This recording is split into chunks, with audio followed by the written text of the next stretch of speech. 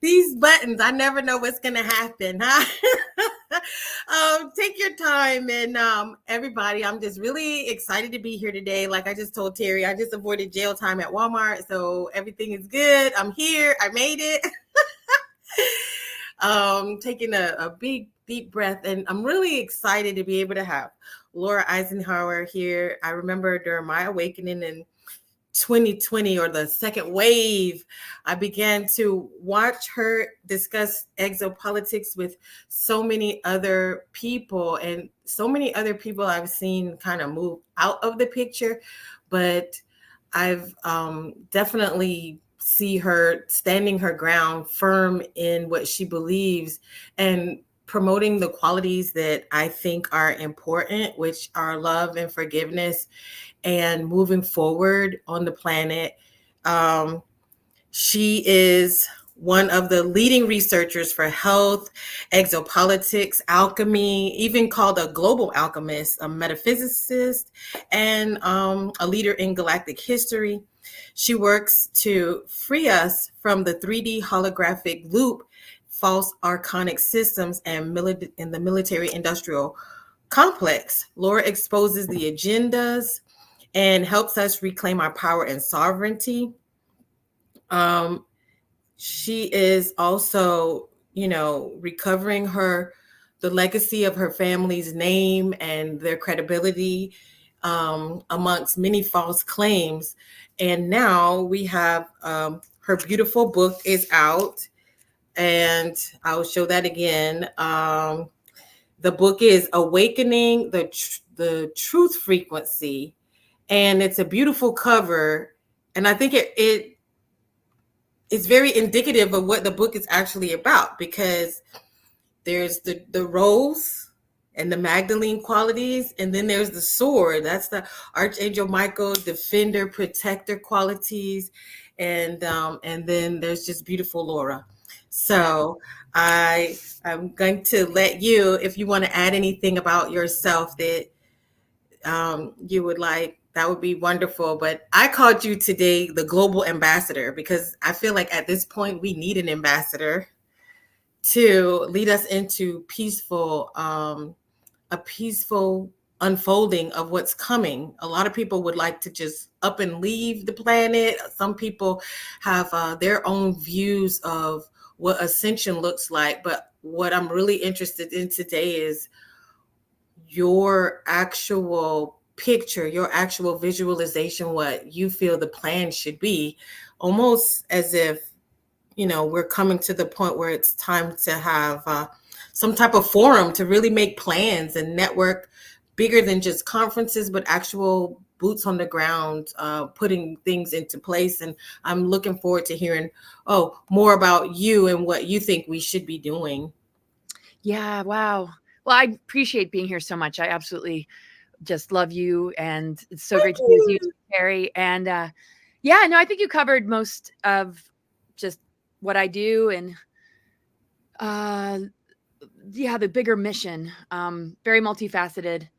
It's been very interesting being born into this family and how much has been revealed to me, and just coming to terms with, wow, okay, this is such a huge piece to all of it. And it aligns with what was coming through as a child. And it's just so surreal because the synchronicities have really led me to the right sources to understand what really went down. And even in the beginning, I was exposing the false narrative just to bring it out in conversation. Like, this needs to be talked about. And in bringing it out in the larger conversation, you begin to just hear different perspectives, and what I was hearing just didn't resonate. And I just kept following that curiosity. And I think our curiosity is definitely connected to intuition, when you just know that there's more to go on, and you're not done. And it allows us to be open to the synchronicities and the things that line up to, just get to the truth. And that's really what it's about. So, but it's not about my truth. The book is really about, what is your truth? I go into what our junk DNA really is, what took place in our galactic history. And I think right now, the most important thing, and you really touched upon it, is understanding that the only thing they really have left is to divide us and conquer us and pit us against each other. And it's ramping up big time. A lot of division is going on. A lot of old 3D habits people are kind of holding on to. There's so much focus with North Node Aries and the Chiron in Aries that has been really representative of the growth period in humanity, where looking at that negative ego, looking at where you need to heal and come to terms with the identities that you might have taken on, or labels or personas that might not be true to you, might have been socially engineered into you or conditioned into you. It might be a program that you're carrying. And a lot of people, because of ego, don't want to admit that. So it's easier to hold on, to hurt other people, to retaliate, and to run a lot of unconscious trauma in the face of wanting to defend what you might have invested your life in. And at this point, you're defending your captors. You're defending something that we see in abusive relationships, where you don't want to believe that this person doesn't really love you, but they're not treating you in a loving way. They're not treating you as a sacred being. They're not respecting you. It's manipulative, it's conditional, and it's just filled with infecting your self-worth with lies. And so a lot of grooming has been happening. We see a targeting of couples, sacred union, families, the imbalance of the masculine and feminine, and just the fact that we've been functioning at such a lower level of DNA. It's like the breakthrough really is, oh gosh, okay, let's heal. Let's look at this. Let's understand where we've been used, manipulated, abused, or given false rewards for complying and consenting to something that's taking us down a very dark road. So it's a lot to process and admit to. But when we do, and we begin to clear that and purify that, we start to really enter this next level. And so all the astrological alignments really show the growth periods, initiations, and processes that are very organic when we embrace our life experience and we learn along the way and we face these challenges and obstacles. You know, we move past the gatekeepers and all the tactics to derail us in the face of these challenges, versus calling our power back and realizing all these dormant gifts and abilities that know exactly what to do. So this look outside of yourself, find that, solution, where we see that in the medical industry and the governments and politics and religions. That's just what we are conditioned to do. So there's massive breakthroughs happening. And I think the most important thing is that we help one another. We might fall down. We might need, a helping hand to get back up again, but we drop the judgment. We drop the divide and conquer, the competition, the negative ego, and we really, just cut each other a lot more slack, understanding what we've been up against, what we need to heal from. And it's not the world of appearances anymore and holding facades. We really got to be willing to do this work. And the same thing with relationships. You can't just be like this cookie cutter relationship. Most of the time it looks great on the surface to people, but if you're not actively working on clearing ancestral patterns and programmings, it's very easy to loop and not really go very far, or to have it end in total heartbreak. So there's a lot about that, and you really hold space for this love, this unity, and just holding so much respect. And thank you for being my friend throughout just so many shifts and changes that take place in this community. I love to see, the friendships and connections that are thriving and getting stronger together. Because as you said, a lot of people are walking away, stepping away. It's not very easy right now, especially for empaths. So. And a lot of that, what I would like to get into, because in 2022, I know for me, I came to Terry because I had a massive headache. And that day we discussed the prime directive, and it was before a conference.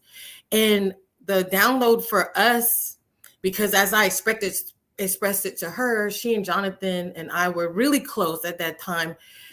What I saw was that, wow, the prime directive is the most important thing that we have, because friends can move away, but you're never really alone if you know what your prime directive is. If I know what steps I'm following, then it doesn't matter if someone's on the left or the right. Or if some people aren't truly connected to their directive or their purpose, then what they're afraid to lose is the friendships. But when you are attached to the purpose, that becomes secondary. And at the time, people were discussing a lot of AI and being afraid of AI. And this is where we saw that AI doesn't sleep, it doesn't eat, and it doesn't get mad, and it doesn't need friends.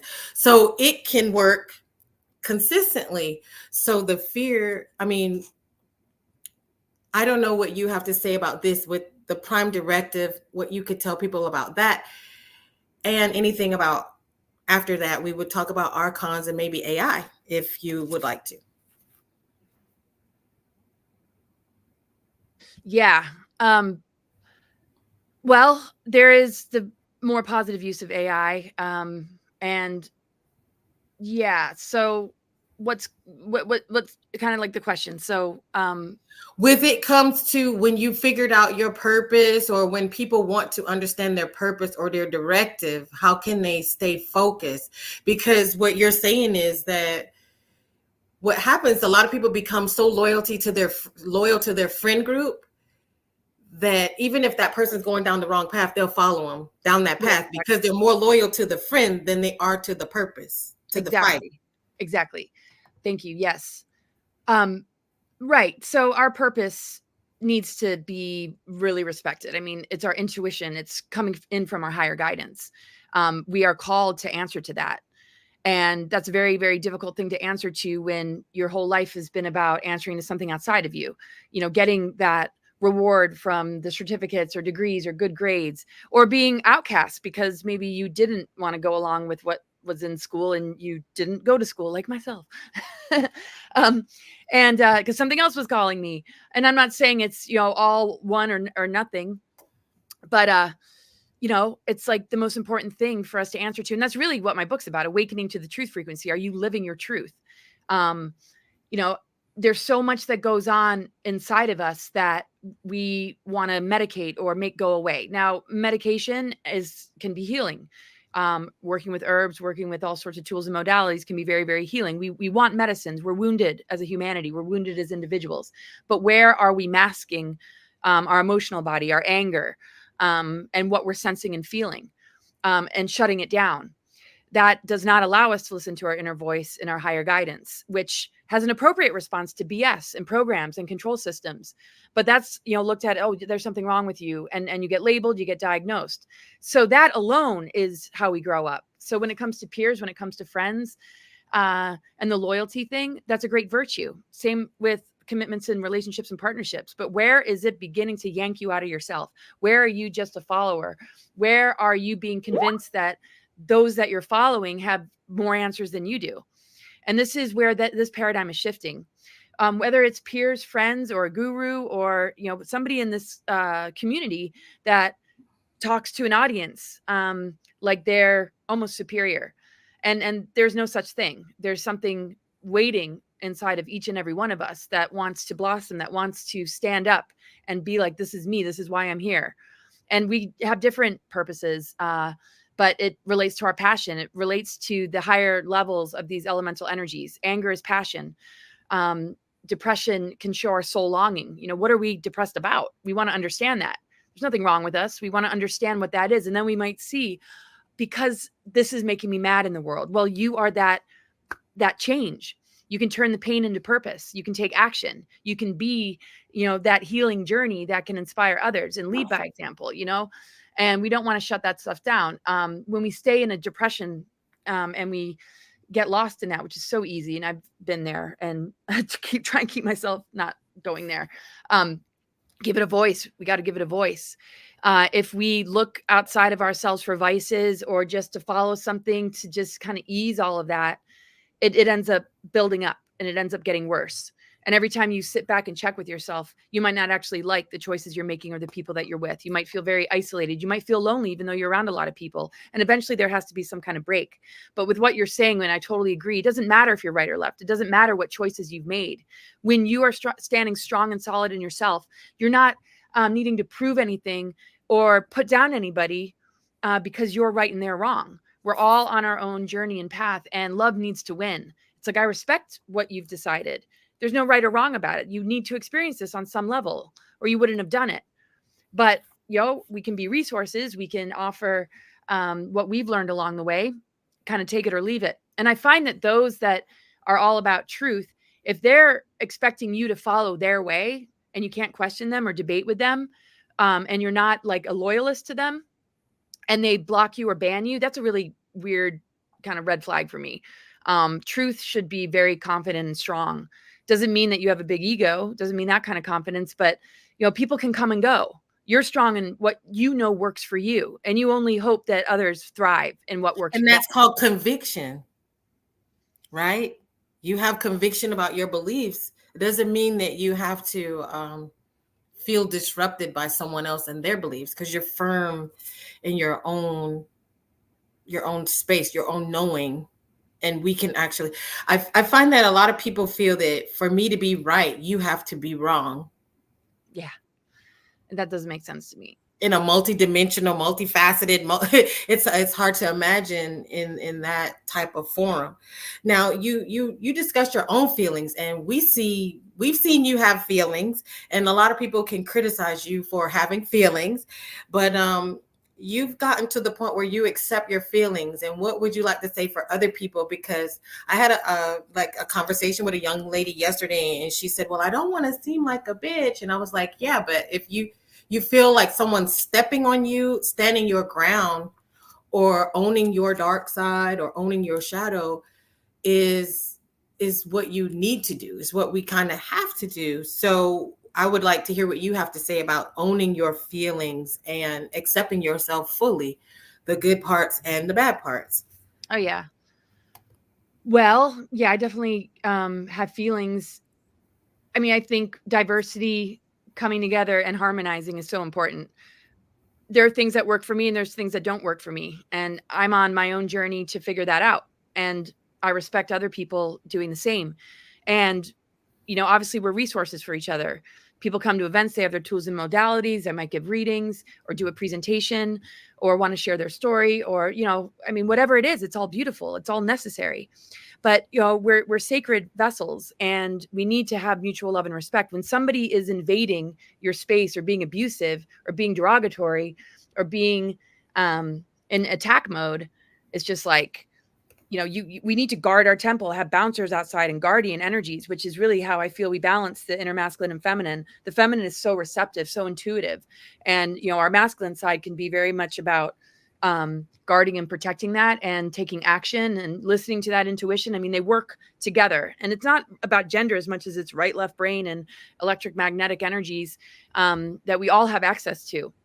So a lot of, things right now on the planet are kind of making it difficult to connect with that without adding a whole lot of other things to make it more confusing than it needs to be. So, yeah, I mean, I just love to be a resource, and I do not measure my relationships and friendships on whether or not you're into my information. That doesn't matter. I'm just here to love and just enjoy, other people and learn from them and listen to them and see how the synchronicities flow. I don't have an agenda. I don't really want anything but unity. Mutual love and respect also means that we respect each other's boundaries. Yeah, I mean, people criticize me, and a lot of times maybe that's something that it has to do with their own shadow stuff. I think we are very used to a world of appearances and facades. So, I don't always show up, at my best. I think people expect like this professionalism, but I mean, I'm on a mission and it's messy. We're in a war zone, right? It's like sometimes it's not so easy to, look like the person that you see in the news or that you grew up with on television, right? So I guess that could come with some criticism. My feelings are, I just know my true core is love. But I don't want to allow things into my space or to be walked all over or mistreated. And I think, there's things that we always need to reflect on, though, to make sure we stay in balance. So if I ever overstep my feelings or reactions to things, I do a lot of self-reflection. So I'm not afraid to say I'm sorry. I'm not afraid to self-correct. And I feel that way towards others. Anybody who has hurt me or wronged me, I just want to forgive and I want to love, but I'm not going to keep them in my life if these patterns are going to continue at the same time. So, and I think that's what we're dealing with friends and families and people we feel the need to walk away from. If it's not a frequency match, if it's a dynamic that's not going anywhere or growing or healing or thriving, it's okay to just step back and make sure that you're tending to what your needs are. And it's definitely a challenge at times. There's a lot of weaponizing of humans against one another, and a lot of hijacking of the growth periods and initiations that the planetary alignments hold in the form of psyops and spiritual warfare. And it's very easy to feel derailed as you're beginning to take steps in the right direction. And we have to realize that if we take it personally, it's going to be a lot harder. But we don't want to blame everything. Oh yeah, I just got targeted, I'm being attacked, and making excuses. We're here to override. We're here to locate the aspects of ourselves that hold seniority over these archons and over these dark forces. So wherever we might feel victimized or attacked is an opportunity to gain strength, to move beyond our negative ego, our victimization, and suffering to the best of our ability, but not denying it at the same time. So, Right. take a lot for us to just really be real with each other. So if I'm leading by example on any level, I just hope when people see my rawness or my vulnerabilities, that I'd rather you see the real me than pretend everything's great and just be all about the appearances while hiding like maybe something else that I'm going through that hopefully will make somebody else feel like I can have permission to be myself and to actually share this, and perhaps heal.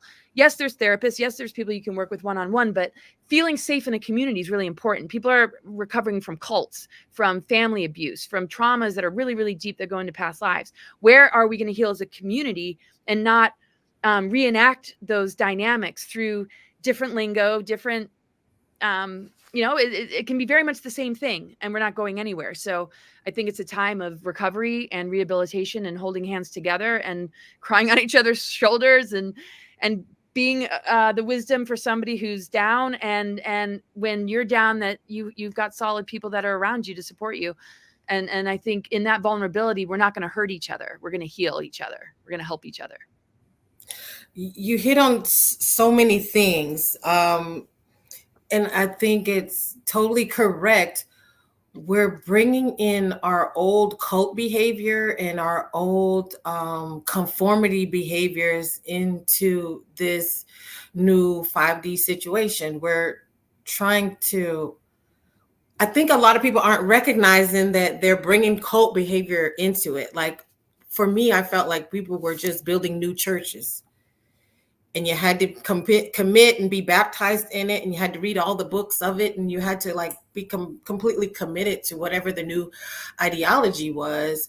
And did you have any particular way or reasoning that helped you go beyond that? How did you go beyond that system? How did you break that system in yourself? Just any kind of cultish thing. Well, yeah.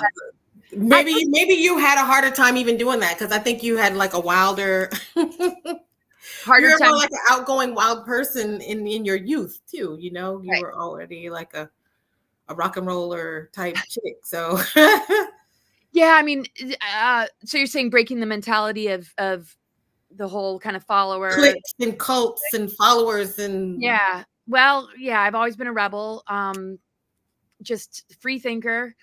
I don't have a big ego, so I get a little bit more like withdrawn, or even my insecurities come up if I do get a lot of attention, because I want the attention to be on the people I'm talking to. It's not about me. So I have sort of a flip response where it's like, no, like, thank you for the love and everything. But it's really, I'm in service, and I gain so much from the beauty, intelligence, and talents and potential of the people that I meet and I see. And that is what brings out just a lot of what I communicate. So I've just been working on a lot about, myself as far as self-love and acceptance. I'm very hard on myself for any mistakes I've made. And I'm just so busy working on myself and just wanting to share what I've found out along the way. It's so exciting because we have so much to look forward to. I mean, really, we're the creative force. We are the powers that be. We've just been duped out of our power and our creative imagination, and it's just being used to battery up these artificial timelines. So it's like, whoa.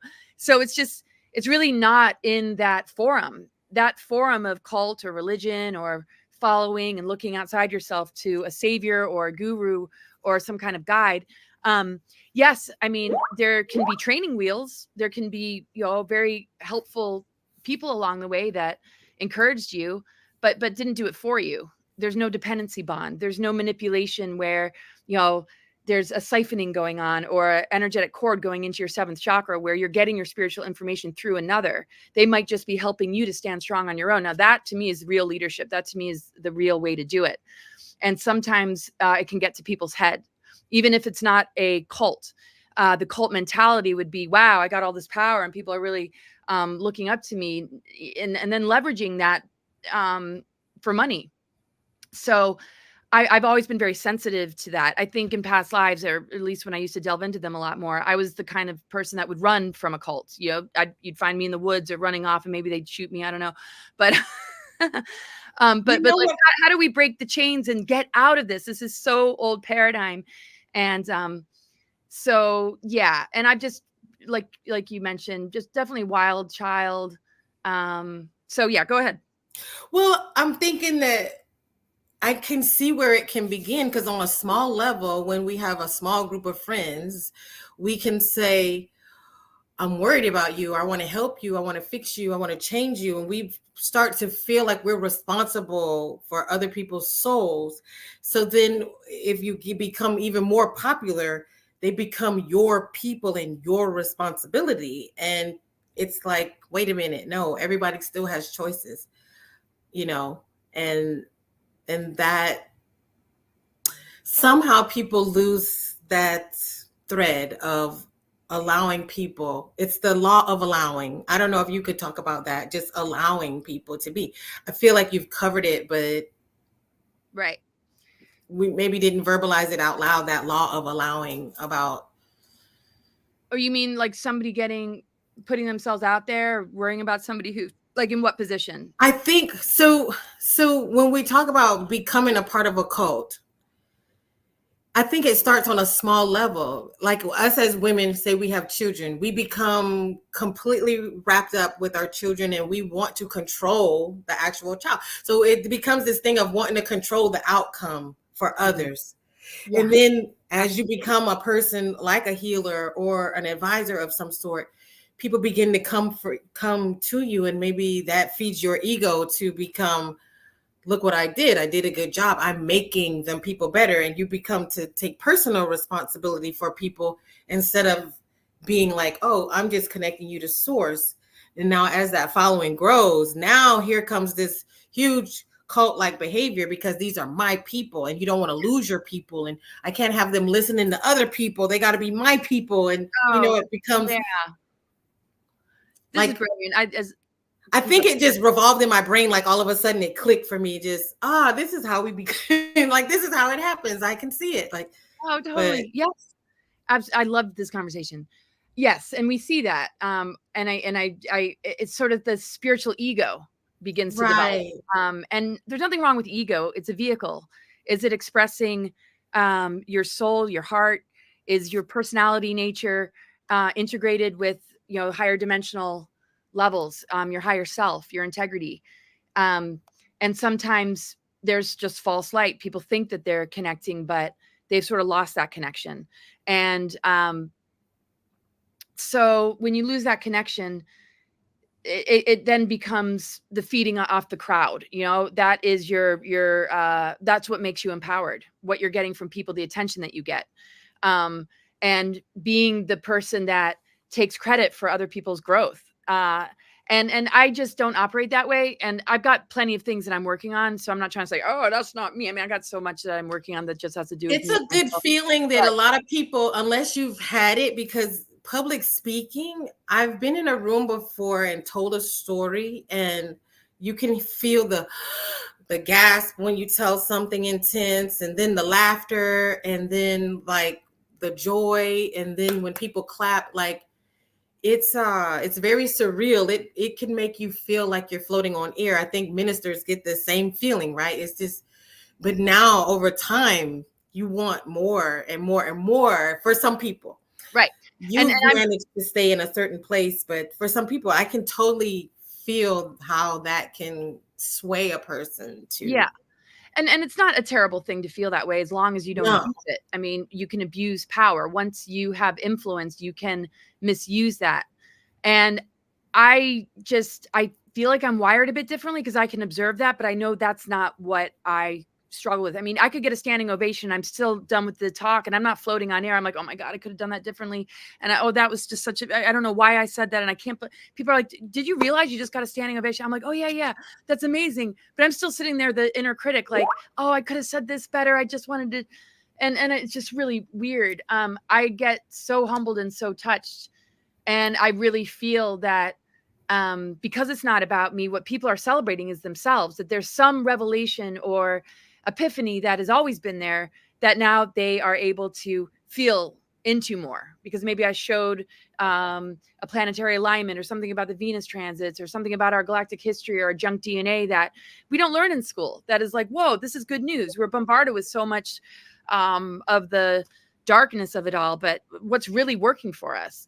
But I do feel and I do see, and a lot of my friendships and connections have fallen apart with others that are very threatened, that have banned me because I interviewed somebody that didn't like them and they took it as an insult when, I wanted to have neutrality and it wasn't about the person. And if I needed to defend the person, I would have. But I had been so out of touch with the person that I'm just interviewing somebody and it has to do with something completely different.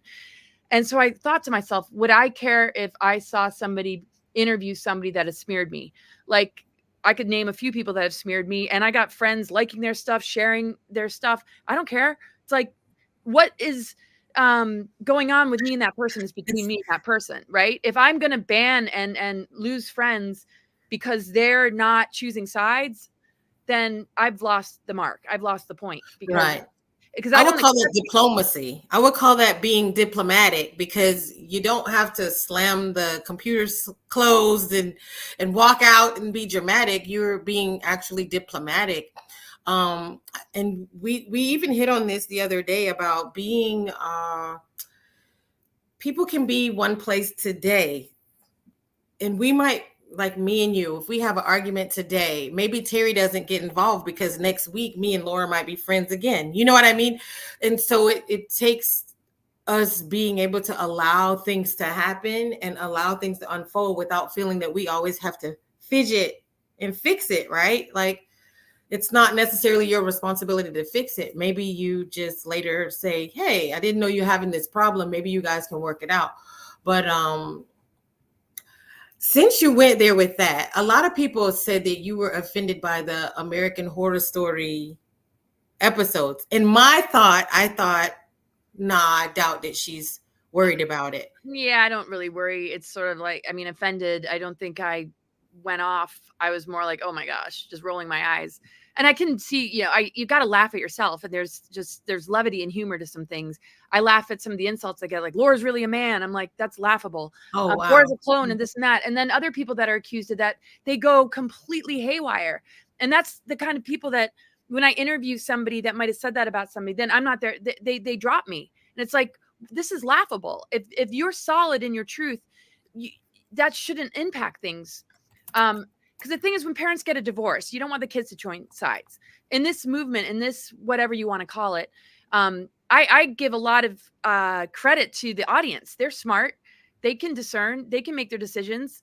They don't have to have a loyalty to me. It becomes a point of, if you know me, you know who I really am. If you really know me, if you read my book, or if you watch me, or if you get any resonance, I kind of feel like if you've been in my energy field and connected with me in any way, then you'll know I did or did not do XYZ, or that I don't have malice. A person that knows me, exactly. And they're gonna connect. And anybody who doesn't, right. Anybody who doesn't, whatever they're going to say is what they're going to say. Anything that I see that is smearing my great grandfather, I mean, I'm very like, okay, I've already been through the rabbit holes with the narratives that were being steered about him. And I was open to just talking about it. I didn't have the information I have today. So now I have a lot to share that absolutely clears him of what he's being accused of. So I wasn't like totally offended. I mean, there's just sort of like, okay, I mean, if people are going to believe that. I mean, it's a ridiculous show. It's not about a documentary. It's you got to kind of laugh. They got to make somebody watch the show. They got to say something crazy. But for me, I thought, not a lot of people outside of the community are talking about Eisenhower. You know what I mean? In my thought, I was seeing how I'm a person, when I watch things and something pops up, I want to go read about it now. And that could have led people to being like, hey, wait a minute. Someone's literally talking about this same thing that's on American Horror Story. When I read books and I reference other things. It just leads me to doing more research. So I've waited for 2 years to ask you that question. I wanted to know because it was like a really big deal amongst a group of people. And I was thinking, I don't think she's worried, because this would just lead back to people wanting to know more about Eisenhower, right? Yeah, and they can talk about him all they want, and people do. But yeah, outside of just people talking about UFOs and ETs, the mainstream knows him as a Second World War general and a two-term president, and a lot of different things that took place during that time, and also his administration. There are so many layers to what actually happened during that time, and such a larger picture that I've been focused on my whole life to uncover. So talk about it all you want, but if you want to talk to a living relative that has gone down the rabbit holes with a built-in kind of neutrality, devoted to truth, regardless of whether I like it or not, I'm here. If not, talk amongst yourselves. It's fine. It's not going to go anywhere. Truth can't be destroyed. It's just there when you want to look at it. And if you don't resonate with it, then that's up to you. That's nothing I want to push on people. So I don't feel threatened. I'm just here to share what I know, share what I've learned, be true to myself, and do what I do. And so I guess the hardest part, though, I have to look at myself when something baffles me. And that's why I brought up, if you interview somebody that has maybe insulted a friend, that's like a huge betrayal, even if you've been out of touch with that friend. And then all of a sudden all this drama ensues. This is where it's been really difficult for me. And where I look at myself and I won't do that. And I don't mean to be redundant or bring that up again, but I think this is where I refuse the cultish behavior, because there are important pieces to what everybody has to share. And people are traumatized. When something doesn't line up, it's easy to default into, oh, you must be a clone, or you might have been murdered, and it's just like, let's cut each other some slack. You can't prove somebody's a plant. You can't prove somebody's been compromised, but we can at least acknowledge that people are trying to figure out who's who, even speakers. It's a very tenuous house of cards. Yeah, and people because if I begin to knock you down and you can knock me down, and now I can knock Terry down, and now we're just so we might as well just get rid of everything that we do, because if we are just here for the purpose of invalidating everyone, there's no movement. Exactly. And that's why it's just like, okay, that person said that probably wasn't, no, it wasn't very wise, but that's not what the conversation is about. It's about moving forward. It's about the positive. It's about reaching the audience. It's not about, oh, because I'm talking to this person, I'm aligned with them or I follow them. There's a neutrality when it comes to interviewing. Well, you have to swim in different pools. It would be like you going on mainstream television or going on PBS, or like maybe going to a convention. We did one, Mind, Body, Spirit, the other day, and there was Krishnas, there was Scientologists. That might not be this, the same comfortable space, the same echo chamber that we're used to, right?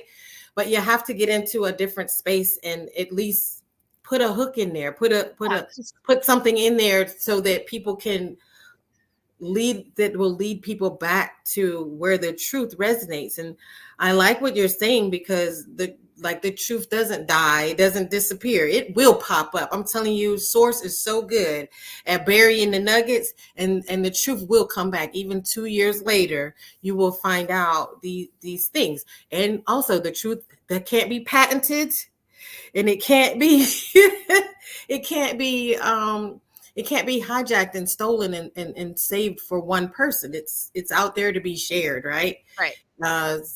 I mean, and the same thing with what's inside of us, you know, our immune Yes. system, our capacity to heal and regenerate. That is a law of nature. That is always something that we carry within ourselves. It can be compromised. We can be talked out of it. We can be led astray and forget that we hold all this, but it'll always be there. And we can work with it and have it work for us. So people I interview, I'm not necessarily aligned with. And if they were to say somebody and begin to smear, I'd say, I don't do that on this show. I mean, that's just how Right. Because you were in control. You would be in control of right. that I at mean, that there are point. journalists that interview Jeffrey Dahmer when you're just trying to understand the energy signature of a person instead of operate from gossip or say, I can't talk to you because of what you said about so-and-so. It's more like, if you bring it up, I'm going to tell you what I think because I don't agree. So all these things falling apart because of that is the most unfortunate thing I've seen lately. But again, a truth that I hold is unconditional love and forgiveness. And I forgive myself for maybe not knowing enough about a certain person and not wanting to disrupt certain connections that might be sensitive. But at the end of the day, I mean, we need to talk and work things out. We need to do it directly with one another, not through other people.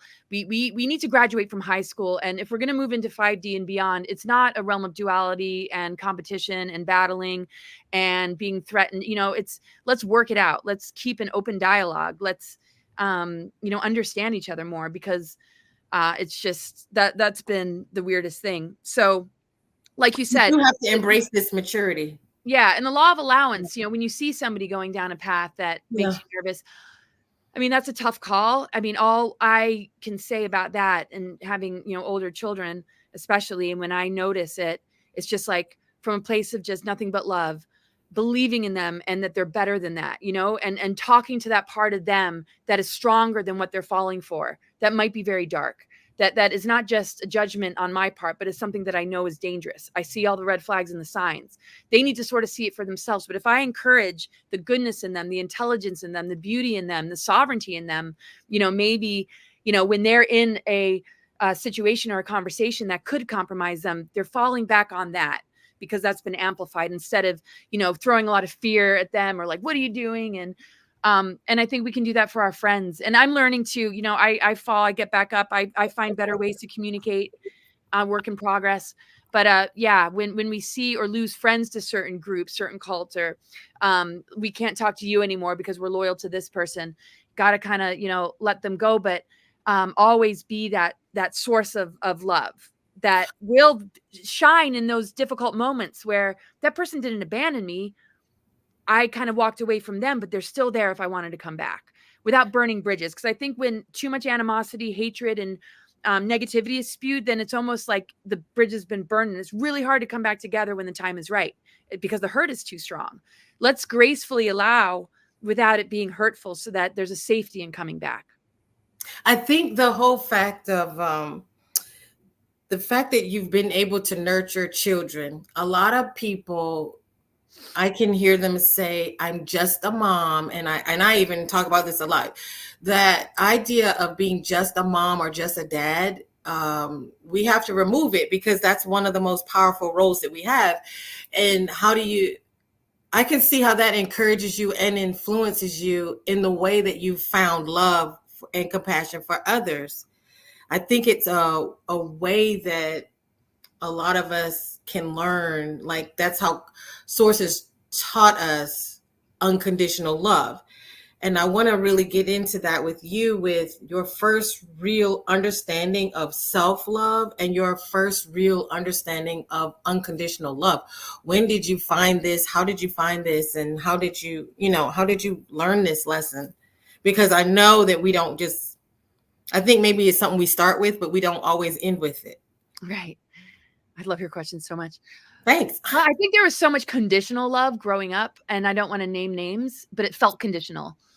And I realized later on, no, it wasn't conditional. It was a programming, that person's fear of not going along with something was greater than accepting my individuality or my sovereignty or uniqueness in wanting to go down a certain road or whatever you want to call it.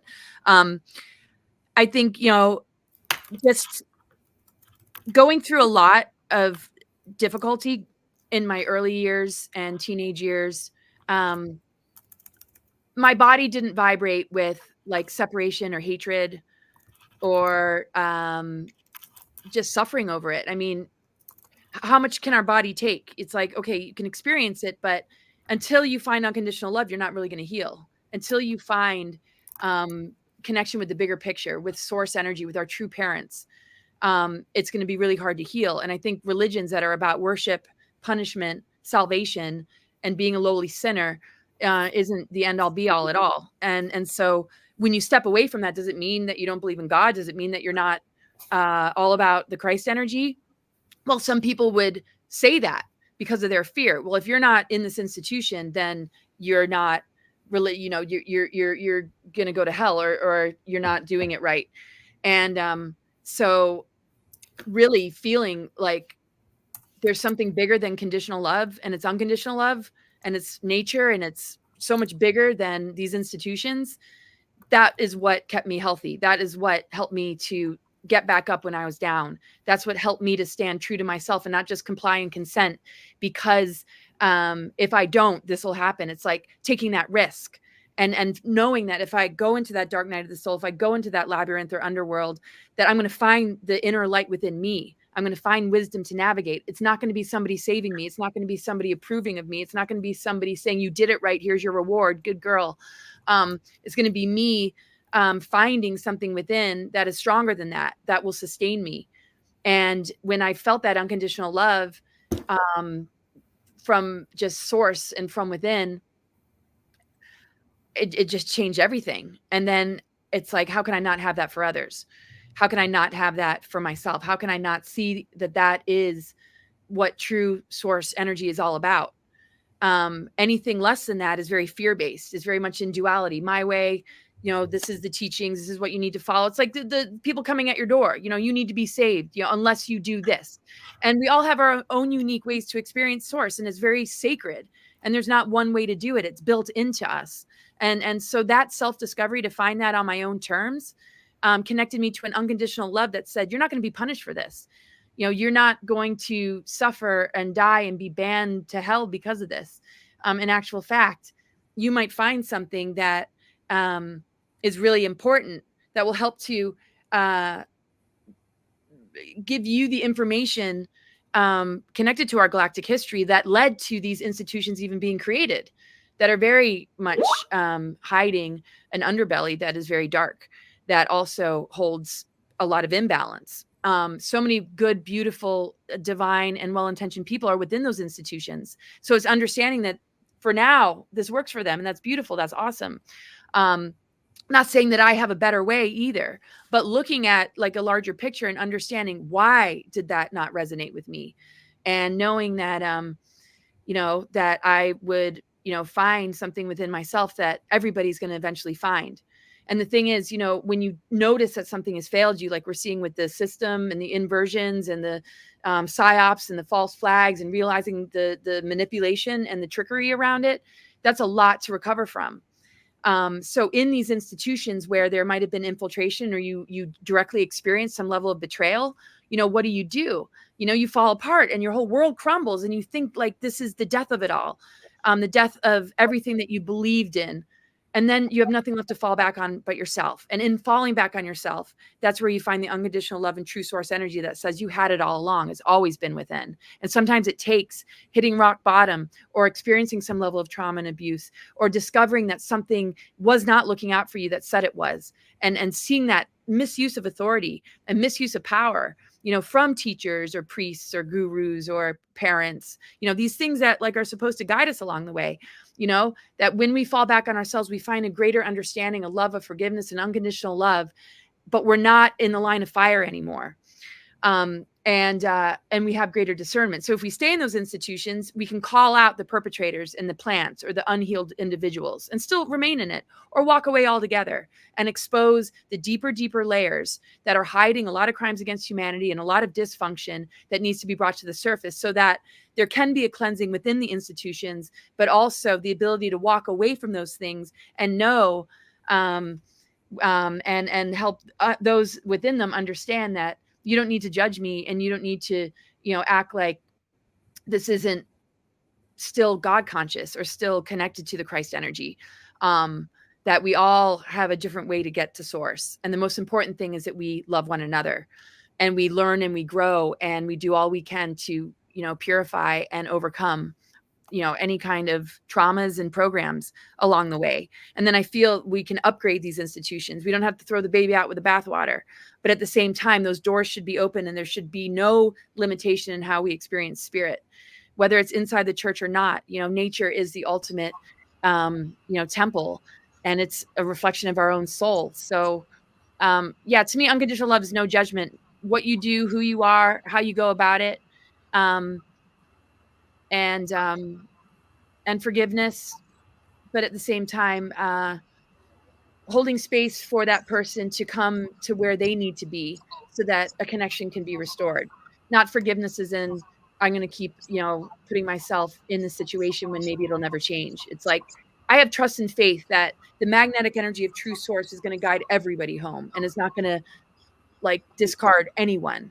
And that is what source is all about. So if source is going to intervene through us, we need to be the keepers and holders of unconditional love for each other. So I just know that is how we're going to move on from this lower realm, and not emulate the archetypal imprint of these lower creator gods and pantheons that are hiding behind these institutions with imposter spirits and imposter energies that are duping us out of our own divinity and ability to begin to unlock our dormant strands of DNA. I could go on and on. That just makes me think about, I don't know, I guess when I hear about Enki and Enlil and stuff like that, it makes me think about the Bible and the jealous and angry God. And I'm like, I want to stay away from the jealous, angry gods. I want to be with the one that's all love and whatnot. But Terry's gonna take over, because we were really getting deep into you and your heart and your purpose, and now there's galactic questions that people want to ask. I know Jedi Knight brought this up, Terry. Yeah. So let me just go back. What? Yeah. People are asking about Val Thor and were they real and all that. So I guess maybe let's just sort of move into, which you already touched upon, but the whole idea of the source energy and things that are playing out on Earth right now. And we can in some of the information that we follow, we understand that there's a false matrix and that there's a splitting. And do you find that people think that they're following one belief system or one area of thought, but they're really being pulled into a false matrix by some of the beliefs and some of the things that they will follow? And I'm going to use the example of the flower of life and the daisy of death, and people are so attached to a certain aspect that they may not be open to a higher truth. And how do you see a mission as a galactic ambassador?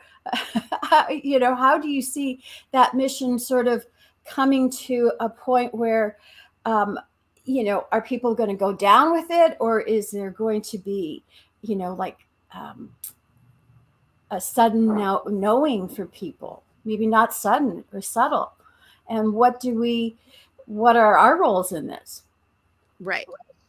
I think I get what you're asking here. And I really feel that our bodies really show us and tell us. And when we have pain or something's going on with our physical body, it's an opportunity to get to know ourselves better. And when we just sort of compartmentalize it, it's just, I just have, it's just an ailment or just going through this. And we don't understand how it's linked with our beliefs and how it's linked to our creative imagination and how it's linked to, what we are conditioned by. Then we don't really get to know ourselves. We're just managing it or putting a Band-Aid on it or drugging ourselves or just treating it, but we're not getting to the root. When we get to the root, we really understand ourselves and the truth. And I feel like we're at a breaking point. The North Node is going to move into Pisces, South Node Virgo. And that represents the growth period of body-spirit communication. Our physical vessel, what's going on with it? Is it, how is it hurting or been compromised by bioweapons or whatever? Where is it struggling?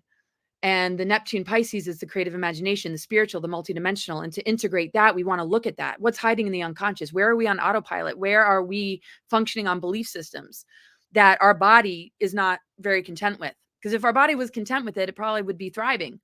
So when we understand it and we get to know it better, we get to the root of it, and we can begin to, unlock the program and the conditioning or the belief system behind it. But if we don't, our physical body is going to suffer worse. It's just going to, because it doesn't like it. It's like, that's not my truth. That's not the energy flow and circulation that, helps one to thrive. And so there's certain belief systems that literally the body is going to not enjoy. And we know what ascension symptoms feel like. We know what it means to have to overcome health struggles in our lifetime. And the question is, are we getting to know ourselves in the process of healing, or are we handing it over and losing ourselves in the midst of all that? And so that goes to the medical industry, to indoctrination in schools, to government, politics, medical industry, entertainment industry. I mean, everything. Where are we being yanked into a belief system that, is going to reach a crisis point? And in that crisis point is usually when awakening happens. There's so many people that say, if it wasn't for that accident or that illness, I wouldn't have woken up. Because in that crisis, they might have determined, I can't go along with this narrative. I cannot go along with what this doctor is saying to me. I know deep down that I can overcome this. I can walk again. I can do this. I can do that. So I think that's the breaking point of, wow, the further you go into the trajectory of a belief system that really isn't true to you, the more you're going to manifest crisis or a breaking point in your own personal health or in your own personal life that leads to an epiphany that begins the process of self-discovery and true healing, and begins to, create that deprogramming. And everybody's at a different level. Some are getting more and more yanked into it and more yanked into it, that the dependency bond is so great that maybe in this lifetime, they're not going to break it. But in reflection and life review, that soul is going to consolidate what it might not have been able to come to terms with and create another experience in order to have those breakthroughs. So we're all eventually going to get there.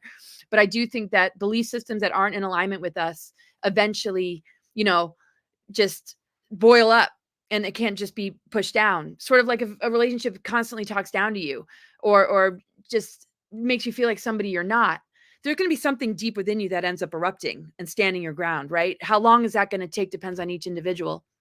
So I hope that kind of answers your question. I think that a belief system in anything, if you're starting to feel uncomfortable, if you're starting to just go ADD, I was the ADD kid, right? But I'm like, I just got my attention somewhere else. And I know we joke about attentions on other dimensions. I just had selective learning. I'm like, you would just lose me, because I could feel it hurt my body. Like I could literally feel a constriction. And if I were to go along with that, it might make me sick. So I had a very, very sensitive energy from the get-go.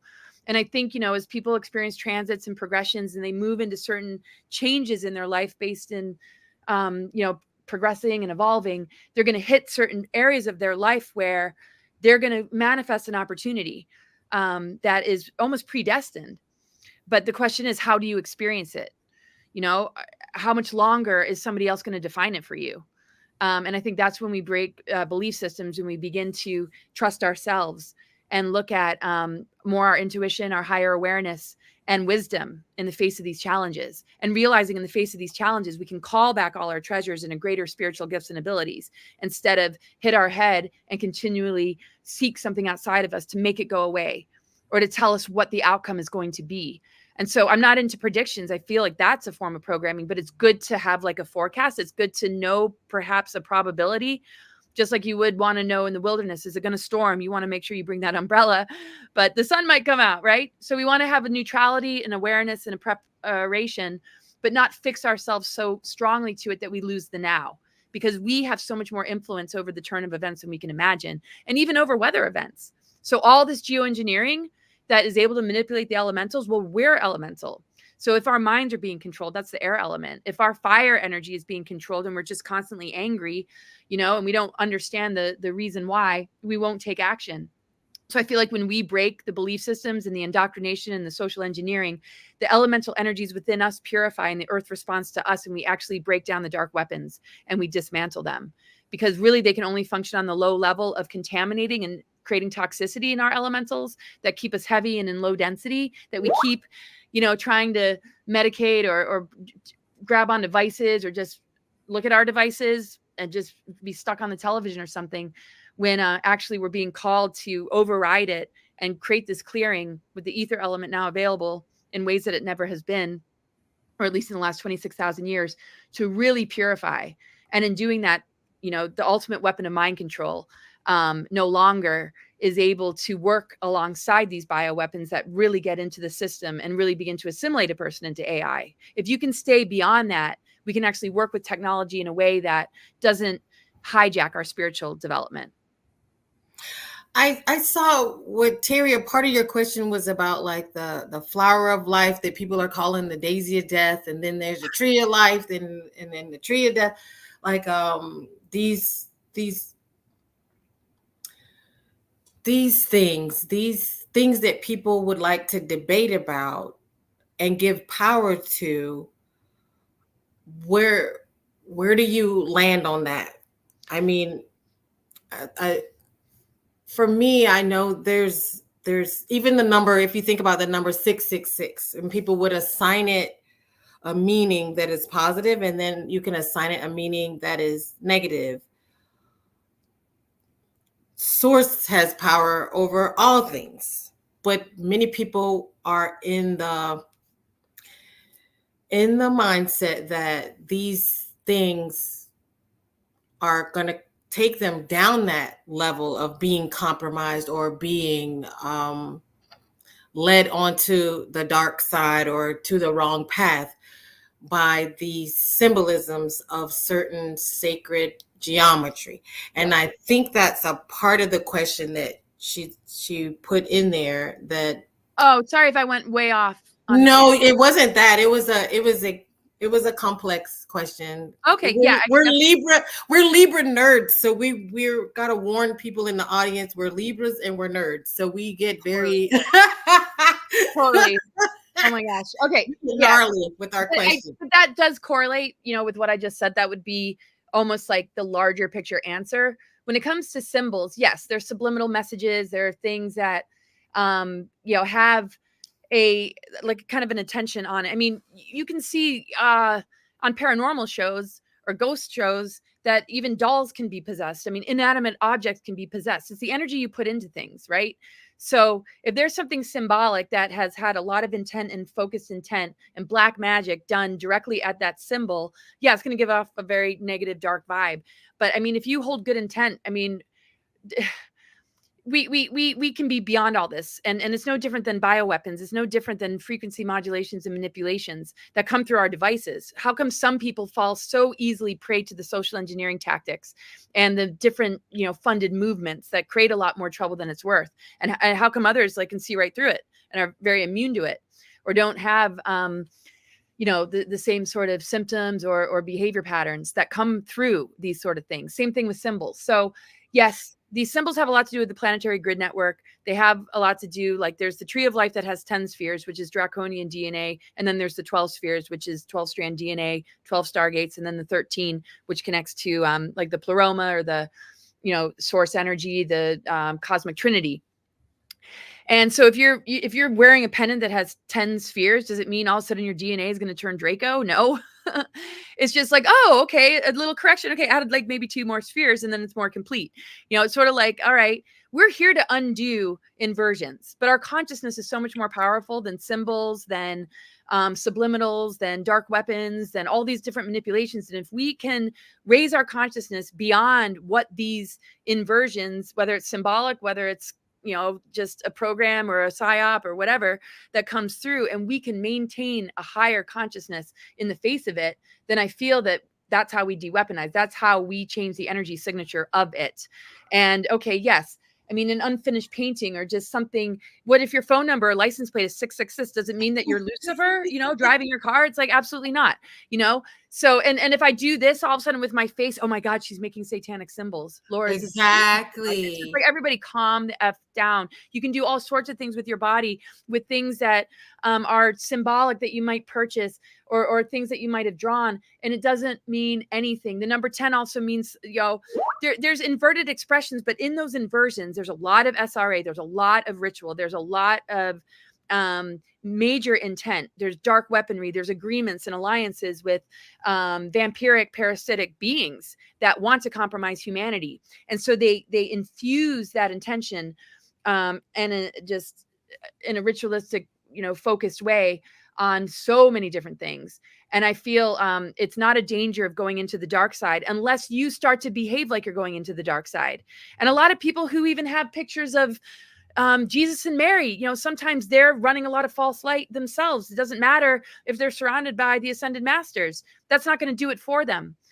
So nothing outside of us is powerful enough. It's up to us to override whatever it is that we're around that is inverted, and to also not get a spiritual ego when we surround ourselves with the things that are of ascended mastery and claim ourselves to be an ascended master. Unless you truly are, would you really be here? I mean, but is it a terrible thing to do? Well, how are you behaving towards others? Are you creating a dependency bond, right?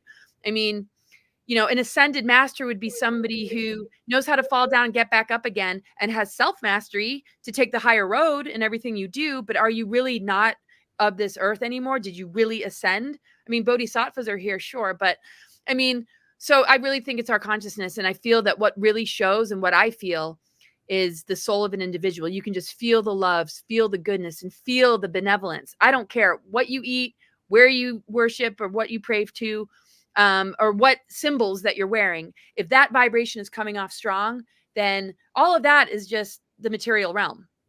But if you're like literally not reaching those realms, and you're that easily steered and manipulated, and then maybe your soul needs to fall down and get back up again and see that it's not taking you anywhere. I'm glad that you said that, because I feel like people don't understand that if your connection is to source and your intentions are to source, it's like being above the law. You can assign, like, some things have been used by cults or the occult or Illuminati type things. Like, they can use mudras. Like, this is a mudra. Like, these little hand signs are mudras. And so before these groups of people came about, source was before all that. There's things that have been used throughout. Like, I think we just have a hard time imagining time, and that things before us didn't have time. Things before us are outside of time.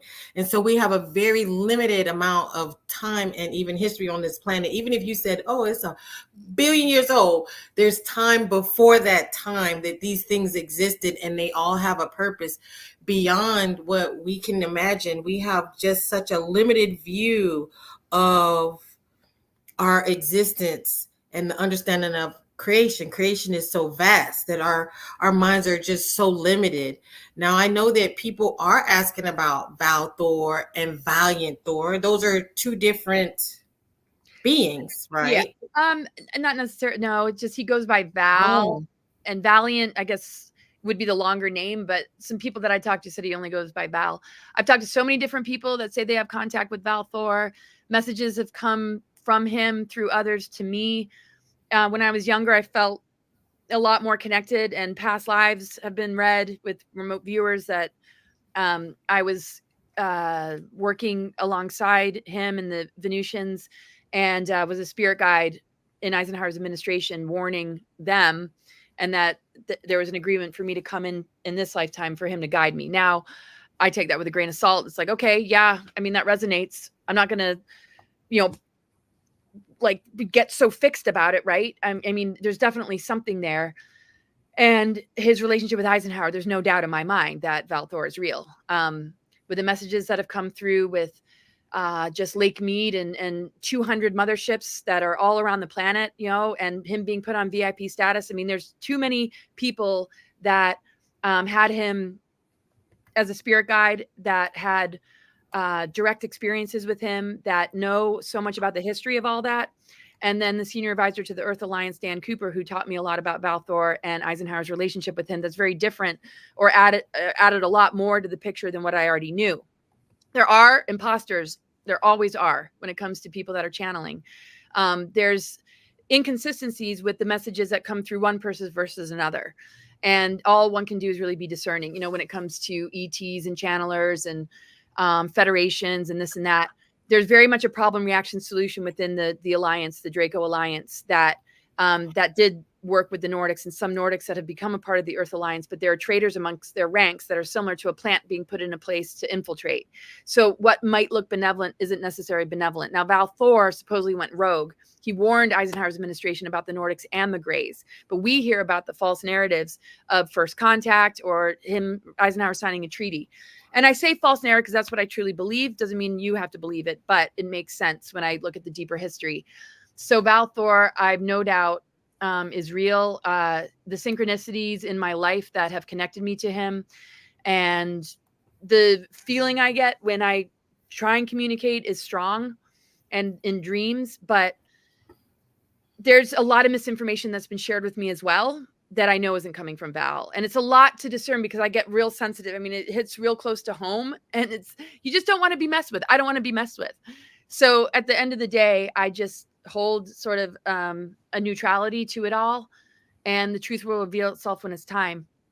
I definitely feel a difference between something that might be false and something that might be true. And I can only gauge it based in sort of my body kinesiology. You know, and I share what I've experienced and what I know for other people to discern and see what they think. So the Lake Mead is supposedly where Victor 1, the craft of Val Thor, stations itself, invisible. There's an invisibility cloak. When we see cloud ships, very much is to cover up these crafts, but they do go underground. And there's a base under Lake Mead, I believe. And others have said that he stations like right on top of the water. You can see the energy field. I've gone to Lake Mead a few times and I could feel, you know, a very powerful energy, but I wouldn't say that, you know, I get taken up on the ship and I have like this great communication going on, but it's something that I hold in my heart and is based in a familiarity to my time with him and what took place in my great-grandfather's administration. But I'm really kind of tasked with doing things in the way that I'm doing them before there's going to be a more open dialogue, I feel.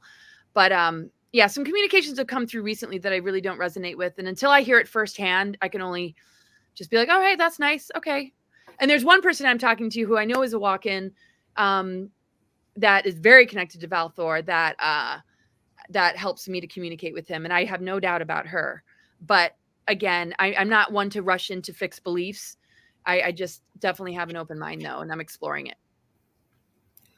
Well, I'm not the best at this. Okay. So about 2017, I medically retired and I began to see a lot of conspiracy about, you know, them putting chips in us and getting a diplomat visa. And I really had gotten to the point where I was going to lose it.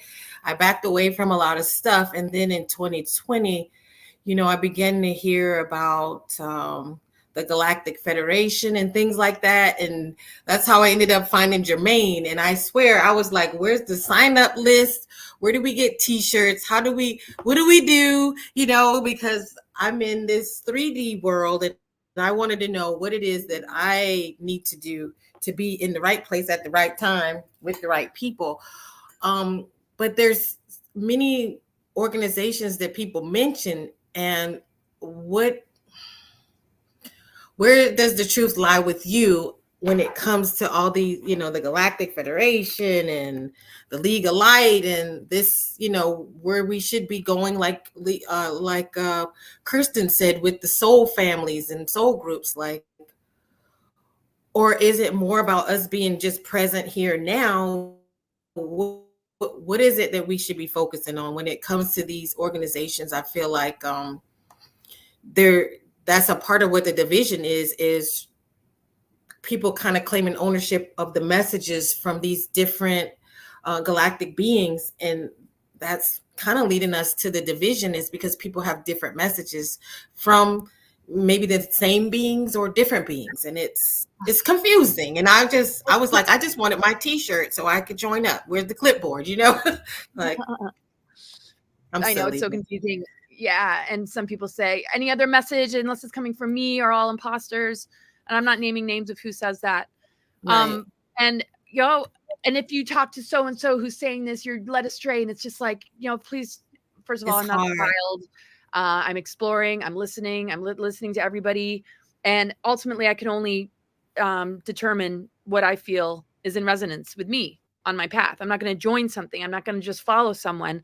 And I just, for me, personal sovereignty is everything. And here's a very important thing that is my kind of default. It's from the Essene Gospel of Peace. And it says, the law is living word of living God to living prophets for living men and women, of course. And everything that is life is the law written. You find it in the grass, in the tree, in the river, in the mountain, in the birds of heaven, in the fishes of the sea, but seek it chiefly in yourselves. For I tell you truly, all living things are nearer to God than the scripture, which is without life. God so made life and all living things that they might be the everlasting word, teach the laws of the true God to man. God wrote not the laws in the pages of books, but in your heart and in your spirit. They are in your breath, your blood, your bone, in your flesh, your bowels, your eyes, your ears, and in every little part of your body. They are present in the air, in the water, in the earth, in the planets, or in the plants, in the sunbeams, in the depths, and in the heights. So, it's not in a book. It's not going to come from a channeler that is threatened by somebody else or something else. It really comes down to us. And when we discover that, and when we work with that and experience life and trust that life naturally upgrades us and takes us into the experiences we need to wake up, to discover all that we are, then we're not going to be looking so much outside of ourselves. It's just going to naturally, organically show up when we're ready. And we're going to have our own direct experience that we'll know is legit. If we don't get to that place and we're just kind of looking too far outside of ourselves, or this channel, or what this person's saying, or, and I know what you mean, right? It's just kind of like, you kind of want to get on board something. You don't want it to just go on without you, but you can have your foot in both worlds, I feel. And that's why when you do, you have a place to self-reflect, so that when a red flag comes up, you can pull your foot out real quick. You don't have your whole being invested in it. You can have so I feel kind of like I got my foot in a few places, but my main grounding is here on earth with myself, and in the intent of building, community, and calling out, the inverted psyops and hijackings and attempts to derail us and compromise us where necessary, along with so many others, so that we can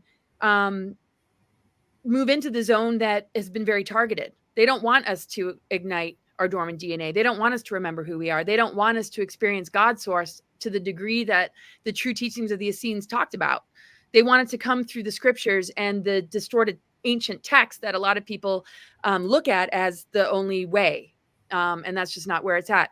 And so when I put that in the context of ETs, just this group, just this person, no, each individual is going through a tremendous awakening of what you are, who you are, and what you're made of. And in your more advanced levels of DNA and having that switched on, those ET genetics are going to connect with your galactic family and your soul groups. Once you move into the soul and you're very aligned and soul centered, you're going to meet soul family and soul groups. When your consciousness is able to perceive that is within yourself, then you're not going to be easily played. You're going to feel like that's an ally, that's a friend. It's not somebody trying to save you. It's not somebody who is going to try and lead you in a certain direction through a person, that you're just relying on that person and what they're saying.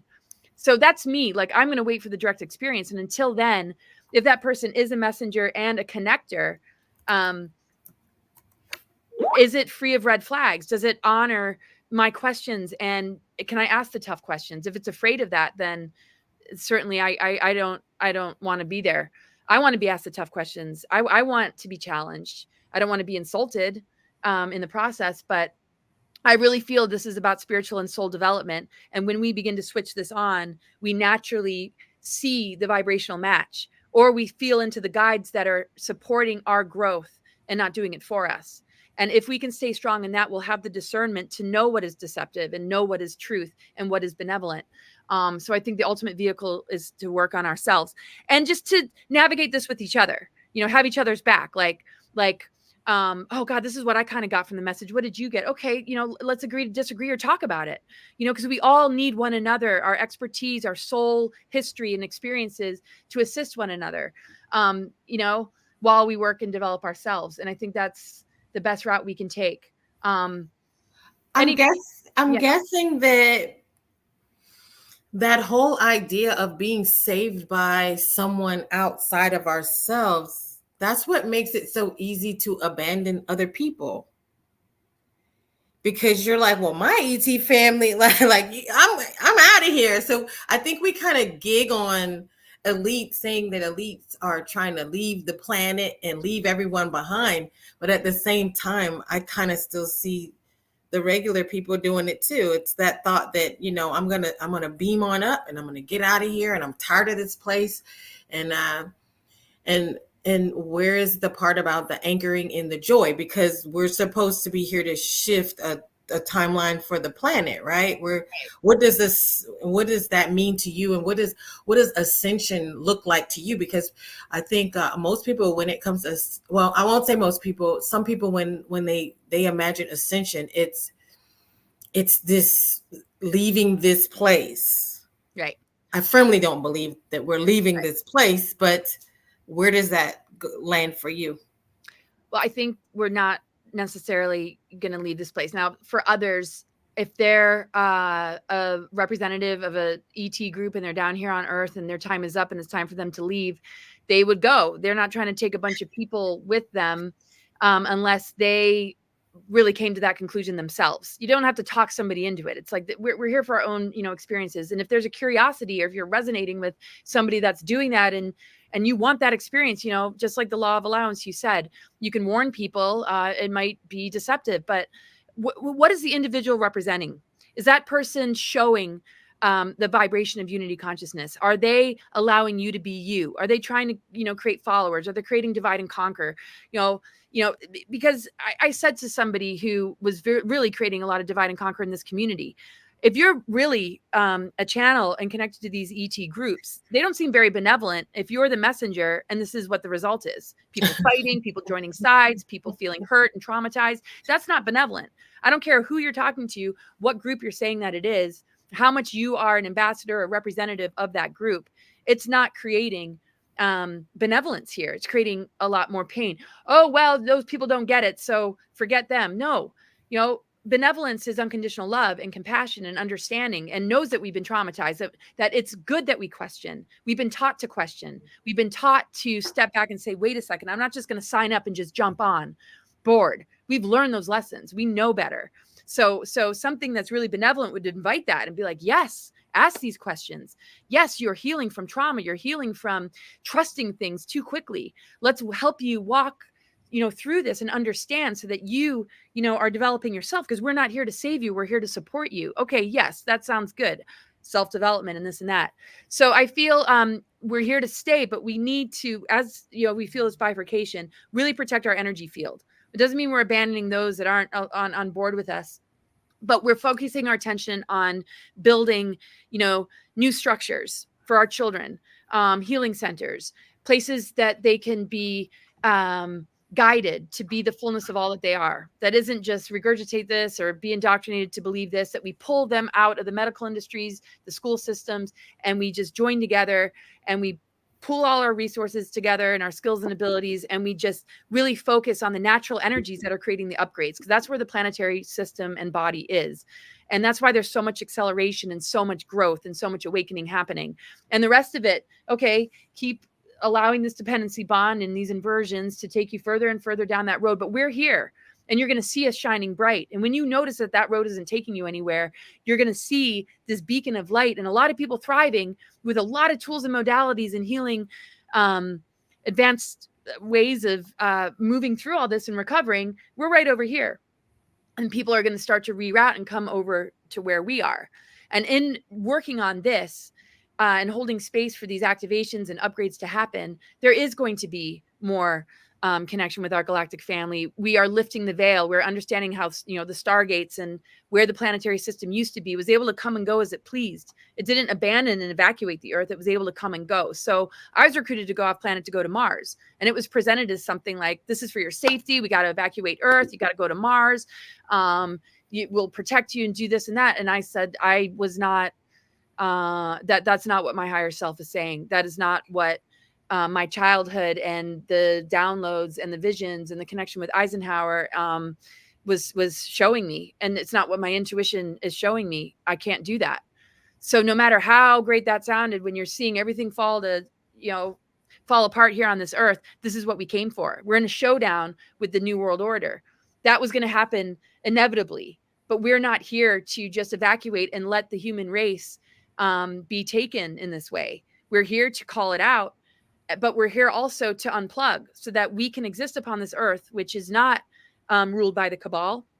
It's been siphoned and harvesting energies in order to be in power, but that's they stole our power. They're harvesting planetary energies as well, and messing with the elementals. So when we connect with what is real, and we break that bond, and we build what is based in our truth and what we're here to do, all that's going to be starved, and people are going to begin to join us, and then we're going to have the best of both worlds, because in our advanced embodiment of our full DNA expression, we return to those advanced beings that we used to be, and we realize we're the higher ETs.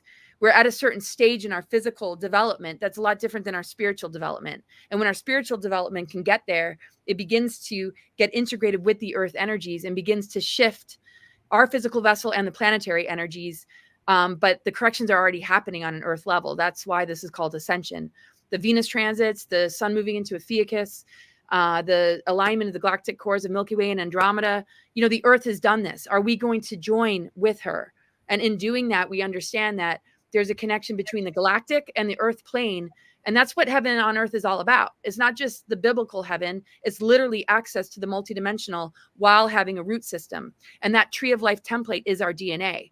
We've been encased in this net. We've been inverted in this dependency bond with something that degrades us, that degenerates us, that assimilates us into a trajectory that's artificial. So we need to stay here and be the guardians and keepers of what's real and what's organic. And they can't touch us once we, determine this and we decide this.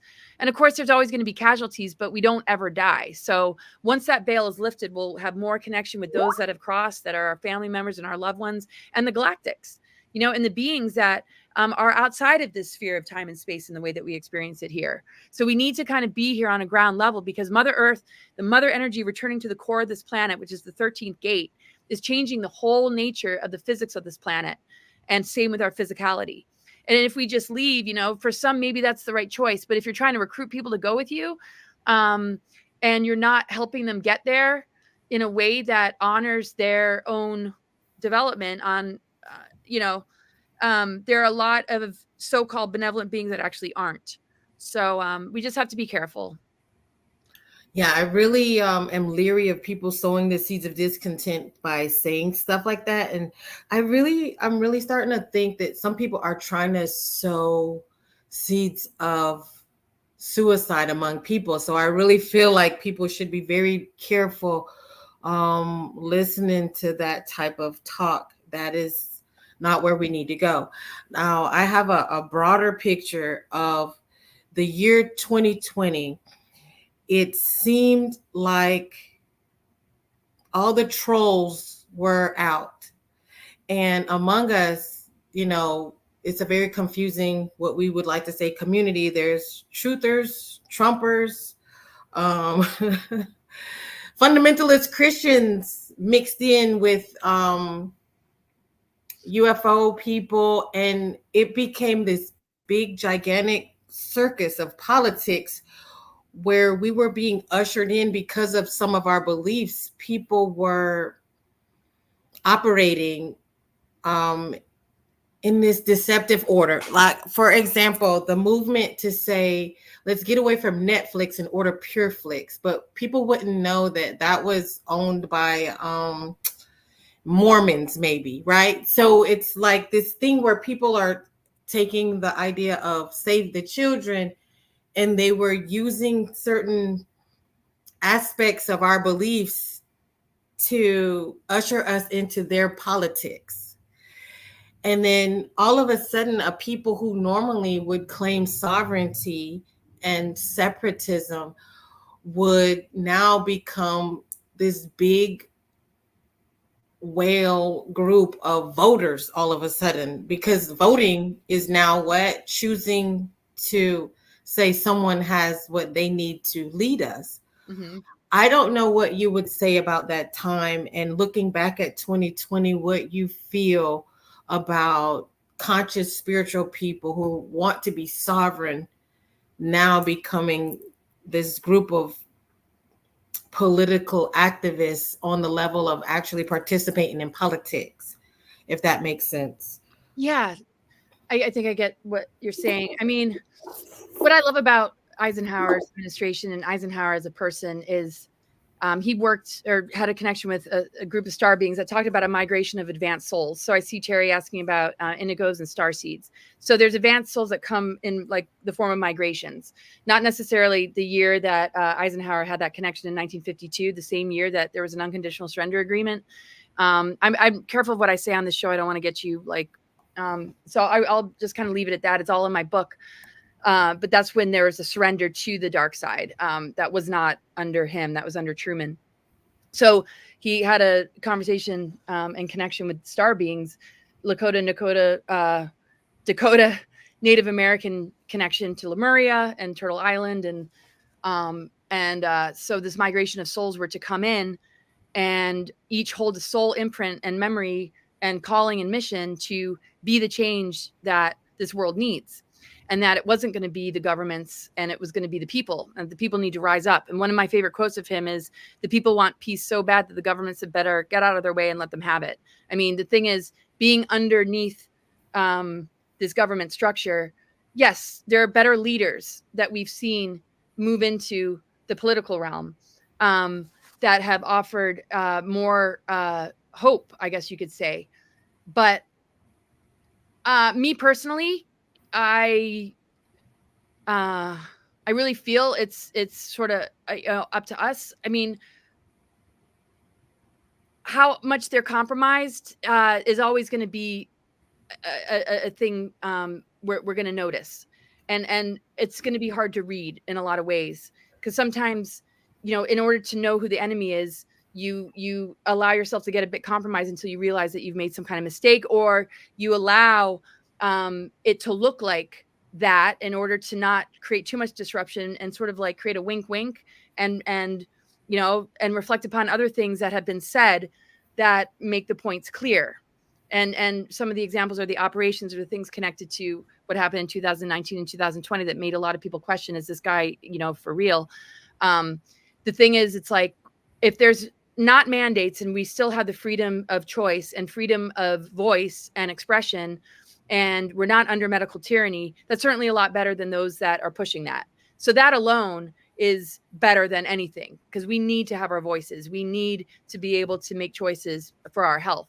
And so anybody is better than those that are pushing, you know, any kind of, you know, control mechanism. So for that, I am aligned with anybody who supports that, because as long as the power is given to the people and our voices matter, then we're not looking just to one person. We're a unified front. We are working together. And I think that's the most important thing. Now, pushing things on others, it's like divorces are sticky. We're divorcing the old paradigm. We're divorcing ourselves from something that we were born into, something that was pushed upon us.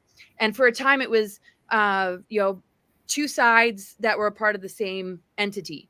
World wars that were funded by world wars, where both sides were funded in order to create historical traumas, in order to leverage it so that we would cast one the enemy and the other the victor or whatever, and never get to the bottom of how the strings are being pulled and the world leaders are being played, and they have altars and they've been in these trauma-based mind control families. Eisenhower and this family wasn't in that bloodline kind of family. So he was trying to take that down. So and that really started to grow and develop. So the thing is, what's important to expose is what has really taken place, so that we know who Elon Musk really is. What are his roots? What are his origins? What are some of the benevolent leaders? Where do they come from? Because I've talked to a lot of people, interviewed them, done readings on them, where they hold like 200 altars. And a good number of them have been groomed to play a leadership role that says what we want to hear, that knows all about the whistleblowers, that knows all about this time of awakening, that can actually speak the lingo, and then boom, switch on you all of a sudden. And they said they're trying real hard to not go into that altar that looks like they're the whistleblower and the awakened one. And they said that's not always the case. They bring them back in, they reprogram them, and that's happened. And some people have been able to see through it and not play that role. The ones that are exposing what they went through and their altars and the trauma that they have gone through, that is the kind of leadership we want, because it's very easy to fall for individuals that might have those origins or might have gone through that are running an altar that seem to be on our side. Now, I'm not talking about the T guy necessarily at all. I don't believe that that was the case with him, but there are others that people are forming a bond or trust with that don't know the deeper origins or and so those things need to be more public for a world leader to be addressing in our times, because this is a conversation that needs to be fully out there on the table.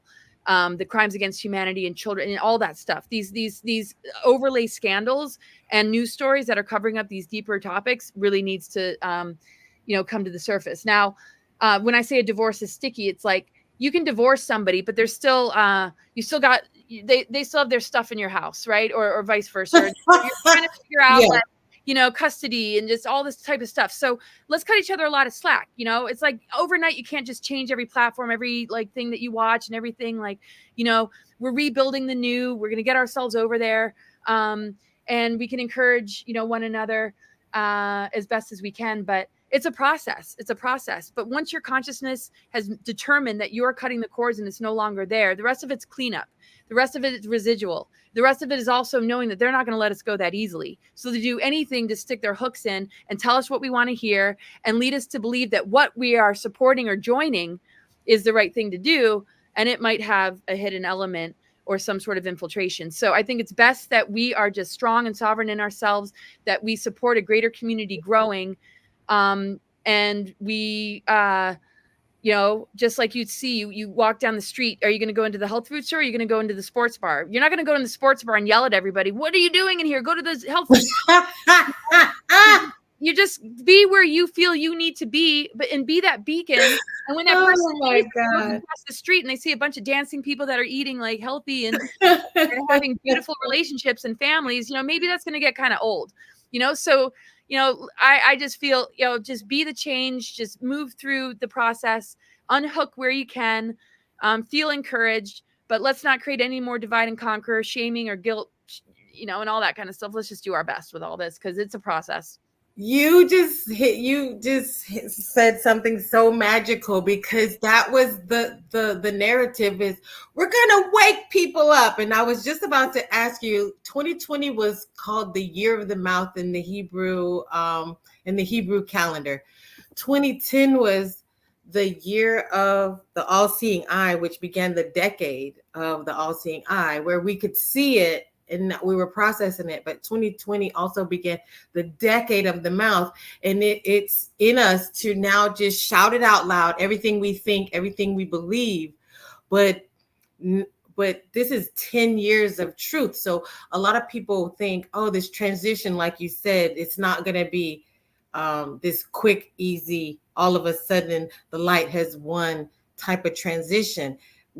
They still got shit in our house. You know what I mean? We still got to divide our stuff. And, how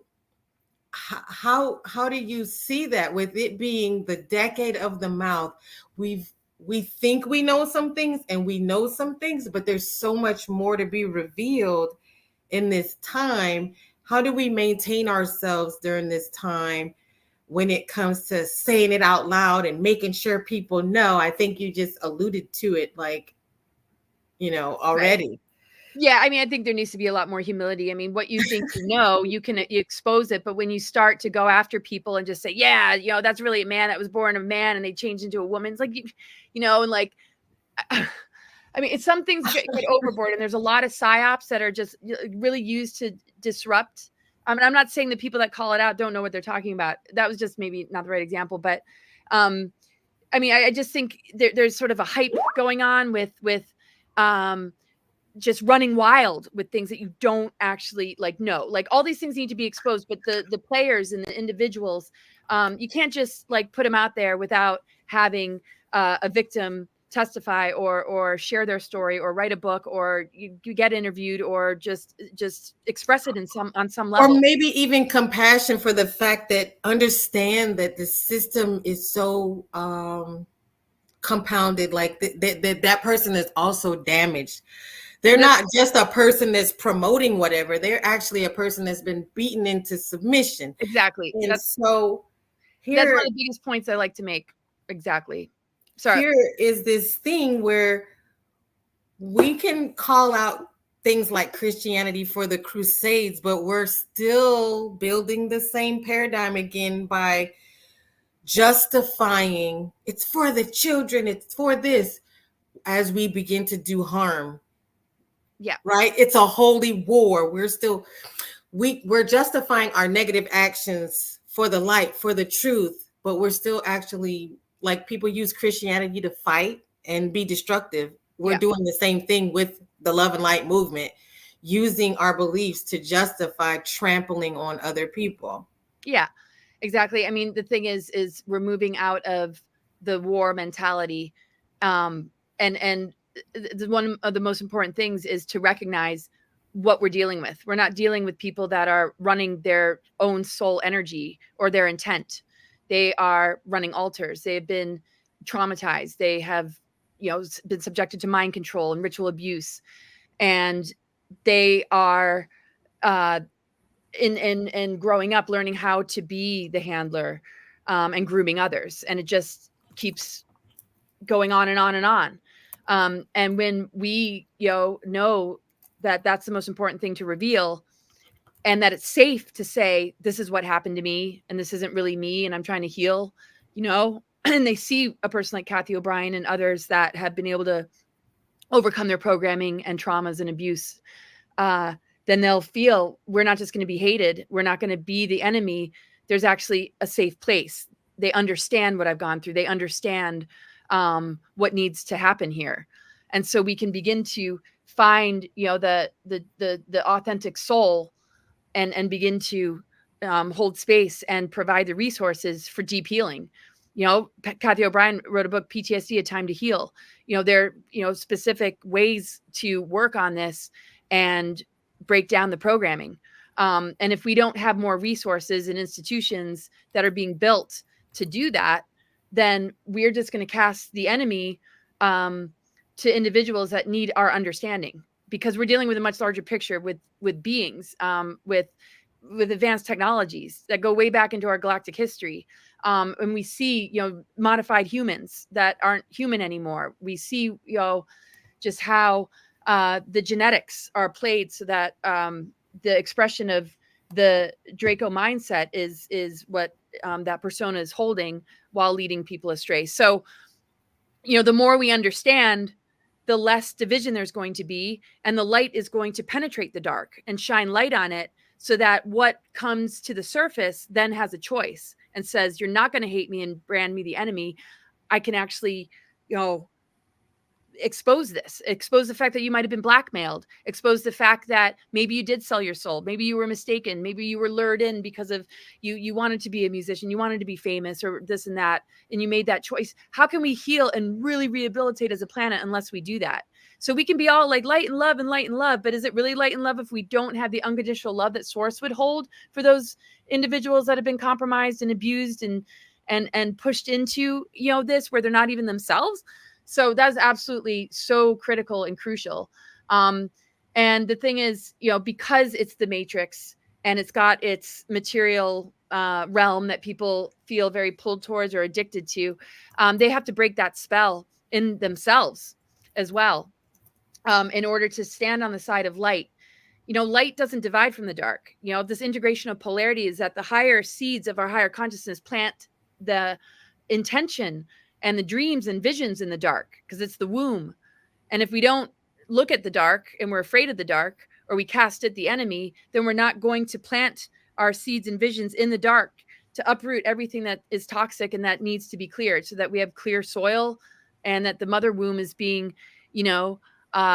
anchored back, without, having these archonic forces hiding, and pulling the strings and using that power to generate timelines or write a script that is not the truth of what this planetary system and this cosmic and natural law is all about. So when we look at the dark and things are hiding in the dark, we know that when it's exposed, it doesn't have the power that it used to hold. So if we can expose these things and draw it to the surface, then the light is penetrating the dark, and that energy circulation of us as sovereign beings with our dreams and intention planting into our own darkness that we're no longer afraid of. We're no longer infected by the control mechanisms that are used from these controller groups that are using these individuals that are just empty vessels at this point, until there's a force that is strong enough in the light and love of unconditional love to assist them in returning. And not everybody is going to go along with that, but we are certainly going to be able to find the true dark players that have been putting this upon them for so many thousands of years, and they will be eradicated because they'll have nothing else to hold on to, because we are a part of the healing and rehabilitation of those souls that have been taken and compromised. And even the Aleister Crowley rituals, and the reason they say monarch is they catch these like a net, these advanced souls, and they bring them in. All these, children that have been recruited in, because they went to the talented and gifted program in their school. This is not just within families. This recruitment is going on more than we can imagine. And they're doing things that they would never do in their right mind, that they're trying to heal from. And we need to be a part of that healing and be there with them. So that talented and gifted program, I remember being tested for it. I couldn't even remember going to class. I remember one day of class. And then I don't even remember years of it. So it's interesting that you brought that up. But the main thing I was coming to was the word enemy. Do we really have an enemy? The enemy really is it doesn't exist. What we're unconscious to can become the enemy, because we no longer are fully functional. Our negative ego within ourselves and what we're unconscious to is not on our side. So our amnesia has been leveraged and taken advantage of. And so there is a vampiric control groups that have lost their connection to true source, that plug into us in order to gain energy, in order to use our life force and our creative imagination to generate a future which serves them and compromises us, depopulates us, or limits our capacity to, thrive. And the only real enemy is what we don't know and what we don't understand, because once we begin to awaken from it and cut the cords, it has nothing to latch onto, and it has a choice. Are you going to be a parasite, or are you going to go through what it takes in order to get yourself back and back into alignment? And and this is what we need to help with. And if that choice is not available, it's going to be very, difficult. And that choice is available, but it needs to grow and expand.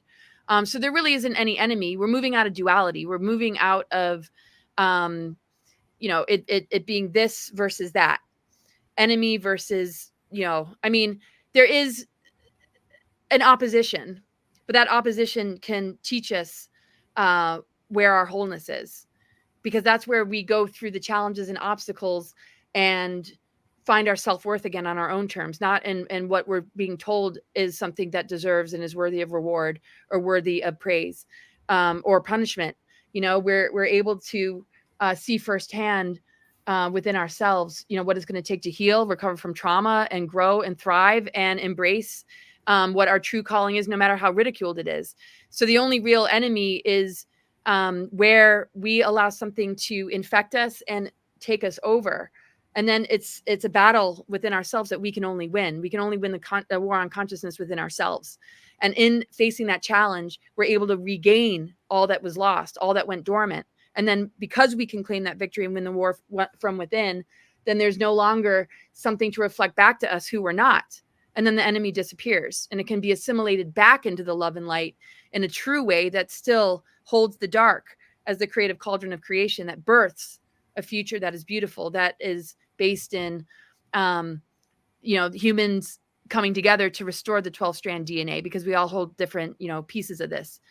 And yeah, I don't know. I think a lot of people would have a hard time seeing that when it comes to, like, I'll say, like, somebody like Hillary Clinton. It's like, no, she's definitely, I mean, but it's like, is she really our enemy? Like, these people that we're watching, that are in our government system, are they, can we hold light for them?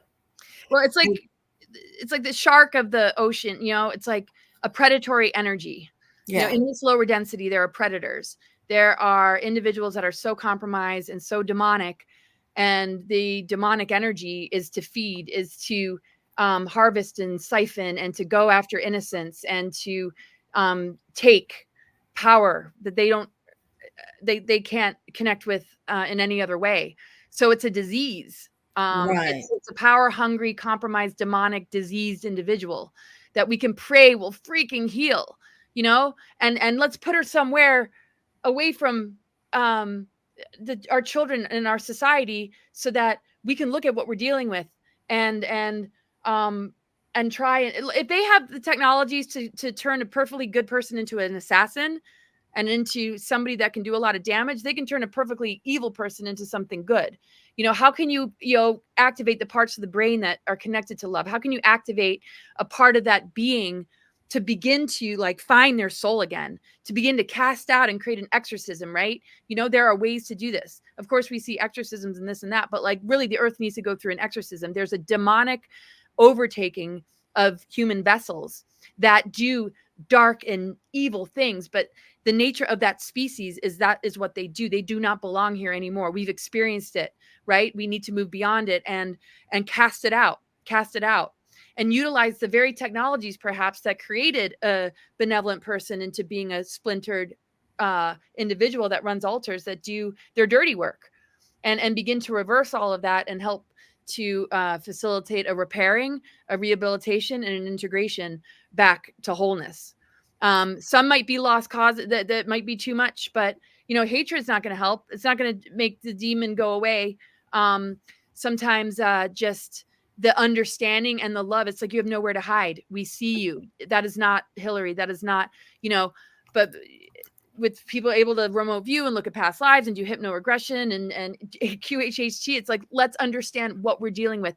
This is a healing project. This isn't about enemy battle anymore. We are literally dealing with vessels that have been overtaken by demonics. And yes, they do rituals. They purposely link these demonics to the individual and create attachments.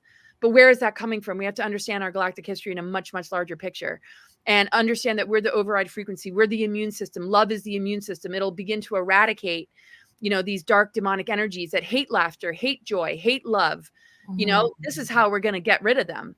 The more we divide and the more we drop down into that, casting on the enemy, the more we're reactive, the more we create loose. So let's love and hold space for rehabilitation and healing. And we'll notice that maybe that is going to emerge through those compromised beings, and they're just going to cry out and be like, I'm here, help me. I mean, hopefully. Right. It's like a malfunctioning lawnmower because it's, if you could be more mechanical in the thinking of this is something that's malfunctioning. It can hurt you, but it's because of the malfunction. And for the longest time, I would see Kanye can pop out and be normal, and then it's like this other part of Kanye pops out, smoke bomb, and causes problems, and then it goes back into doing what it was assigned to do. And it's so I was always confused, like, well, what is going on with these people?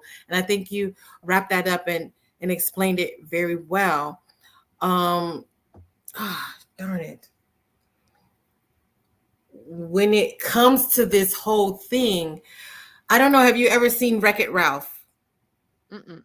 Okay, Wreck-It Ralph is like this cartoon where the bad guy in the cartoon, he's feeling really lonely. When the game is off, he goes to a Bad Guys Anonymous meeting, because the bad guys, and they explain to each other, you're a bad guy, but you're not a bad guy because the game's unplugged. We're not playing the game anymore.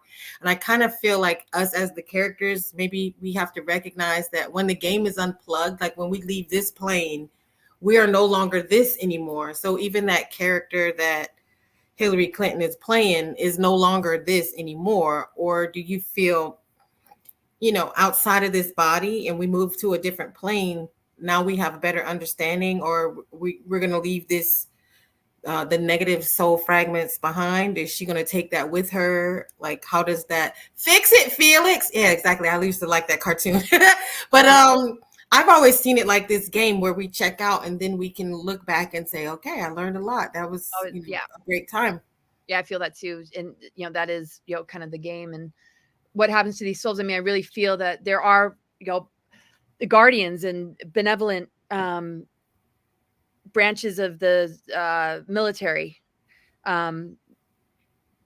that are on our side, of course. And it's really us, though, on a ground level. We are the great army, and joining forces together. When we are no longer giving these individuals power, they don't have any way to be sustained anymore. And, when you cut a parasite off from its host, it can't really, do anything. And so when I say, oh, just love it away, I mean, I'm not into that light and love. It's not okay what's been happening at all. It doesn't excuse it, but in understanding what we've been dealing with and bringing that, to light, we know that it's not just some evil person. It's so much deeper than that. And I feel that the positive forces on the planet right now, when they put the outer barrier around the planet in 2014, which I believe did happen, and that's connected to the Guardians and Eisenhower and Val Thor's relationship, who petitioned the Guardians to shield this planet from any more coming in and keeping them from being able to just leave, that they are being given a choice right now to either rehabilitate and give up their part of the game, or the ramifications are going to be huge.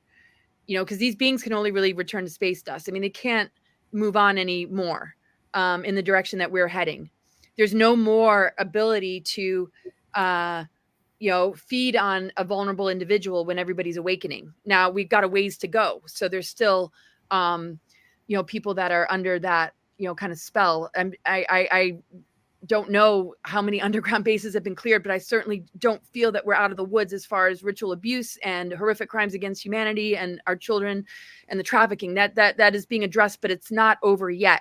So as this bifurcation happens, what happens with that? I feel like there's a bridge between the two bifurcating timelines, and a lot of people that have missions to still stay here, to still do this work, to still pull out as many individuals as possible and expose these individuals, but they will be held accountable. They will not be able to continue to do what they've done. Where that soul is hard to say. Is that soul going to return to that physical body, or is it on its journey to redeem itself over the course of many lifetimes? Is it just going to be recycled back into source and just come back in a completely different form? I don't have all those answers. It's quite the mystery, but we are not of this inverted matrix. Our consciousness is not yanked into it. So anybody that is let go of that and is moving in a different trajectory is a completely different timeline and completely different frequency.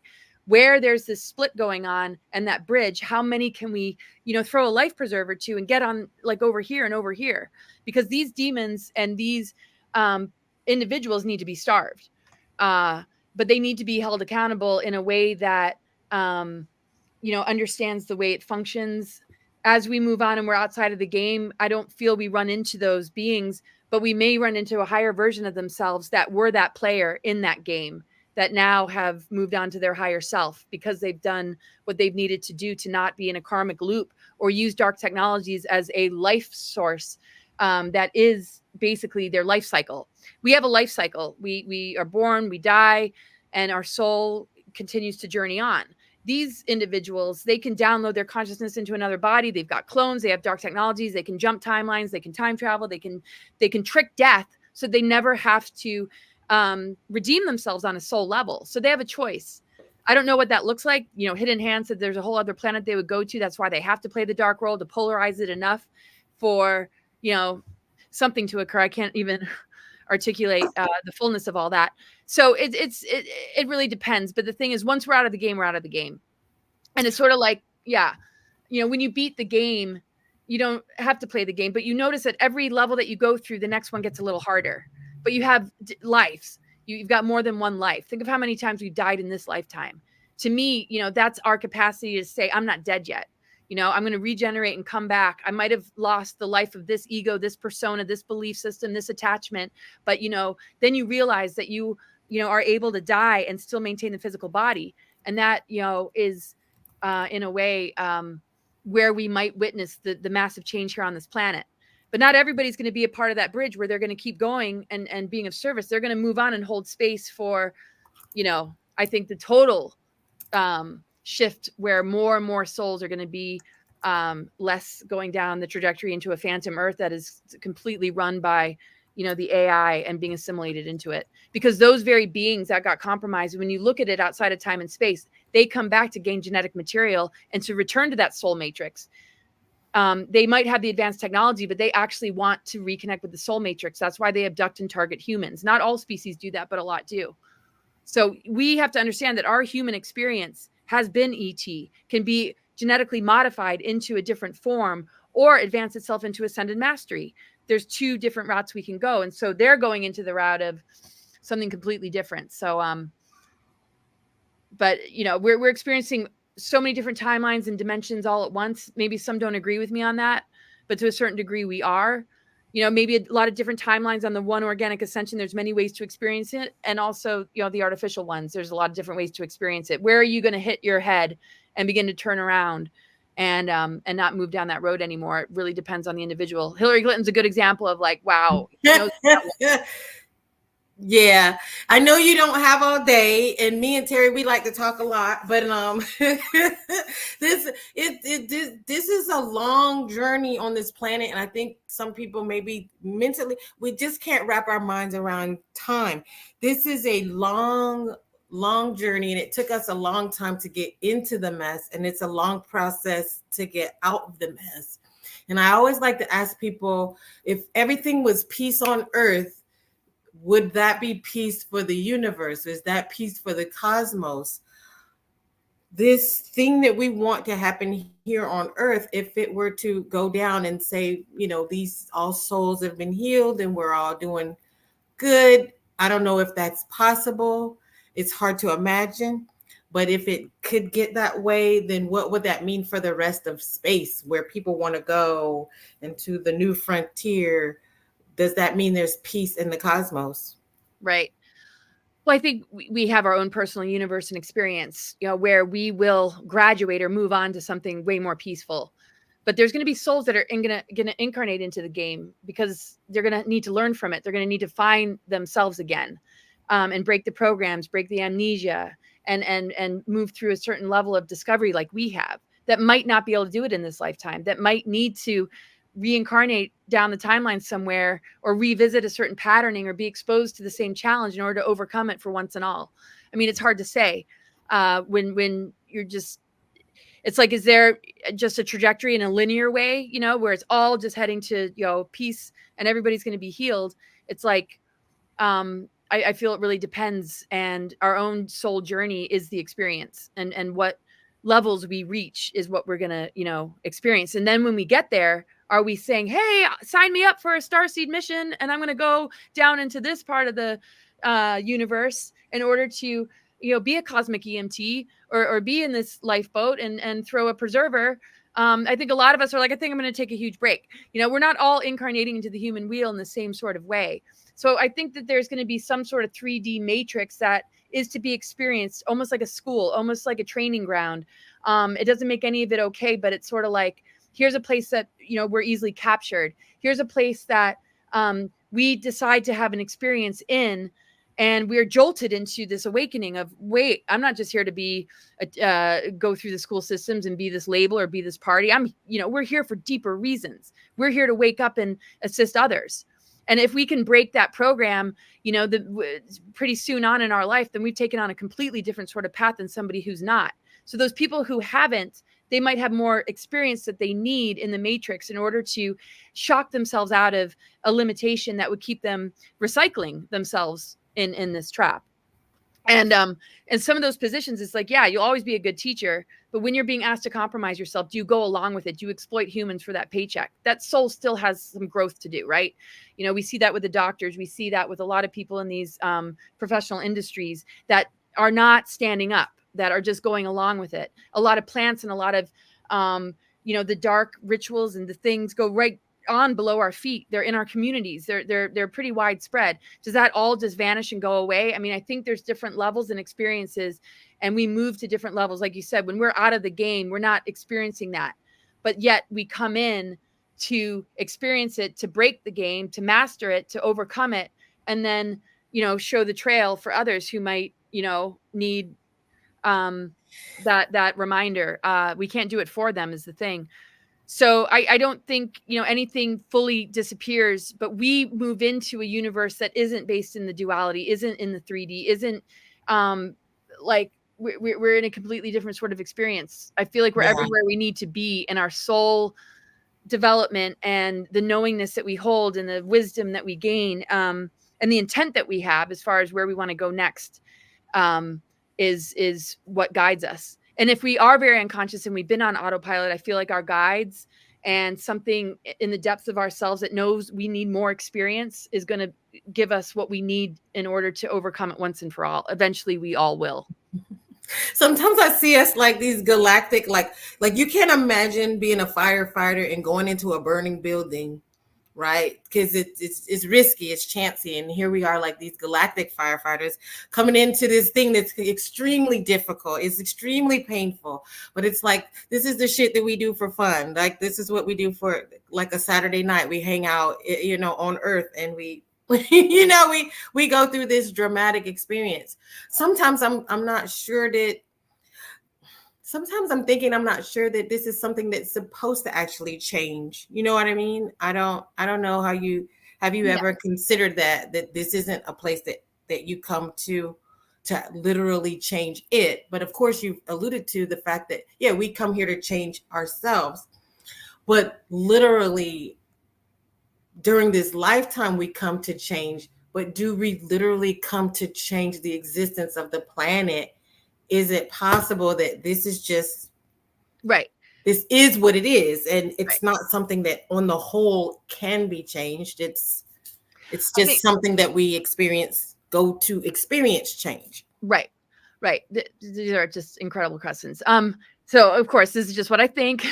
Yeah. I mean, this is a mind orgasm of the mind. That's what this is. But this is a really, really incredible question, because we look at our galactic history and how the Earth became the Earth, and we look at the reversal grid technologies that have impacted like the ether element and unplugged like the electromagnetic energies of the Cathar Albion body and the sacred union and all this manipulation. It's like we came here to do the repair work. There's grid workers, there's starseed missions, there's, we're here to be a part of the corrections.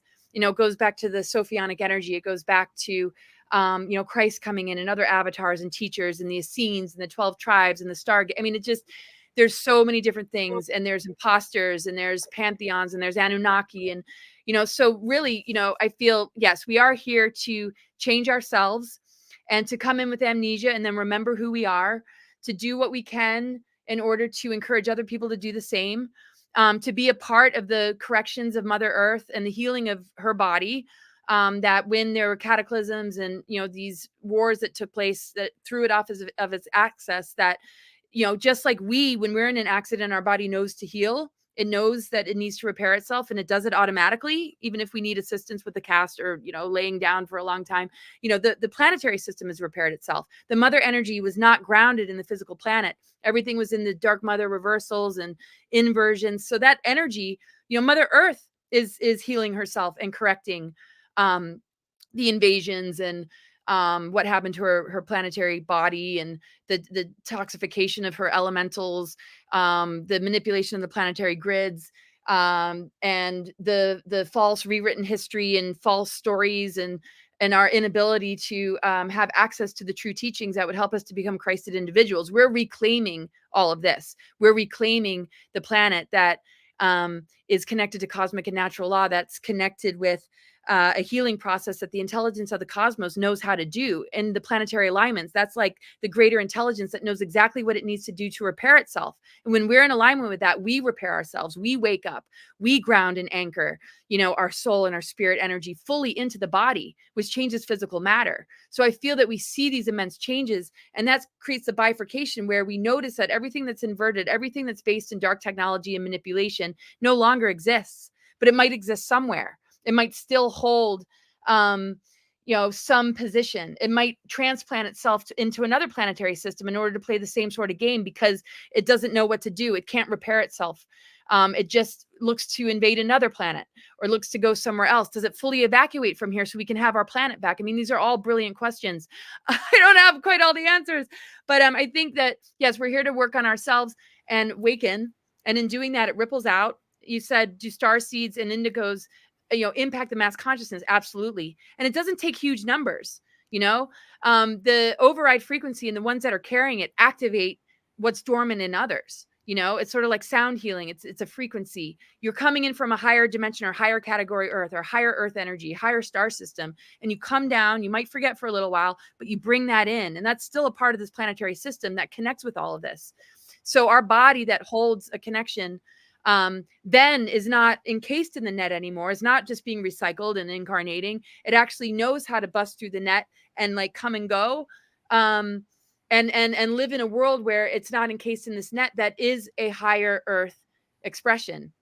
That might be a completely different planetary system that has moved through this initiatory process into a higher form of herself. Like we can remember and look back on ourselves. Oh yeah, I was such a in such a low energy, or maybe really, really struggling, maybe, with narcissists or control freaks. Right. And then you can be like, well, I broke up with that person. And now I'm with my soulmate.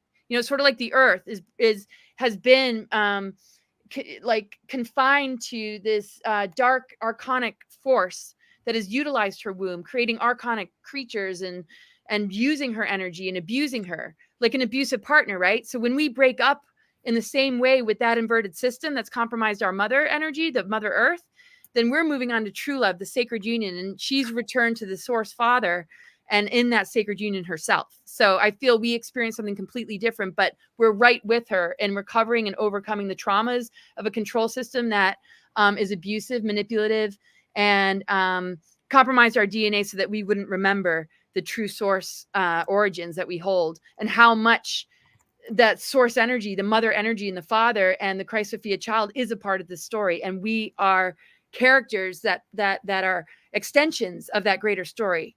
And anything that programs us is a sub-personality that isn't even us. And that's operating in the matrix game that when we wake up from, it's like, whoa, we don't exist in that world at all.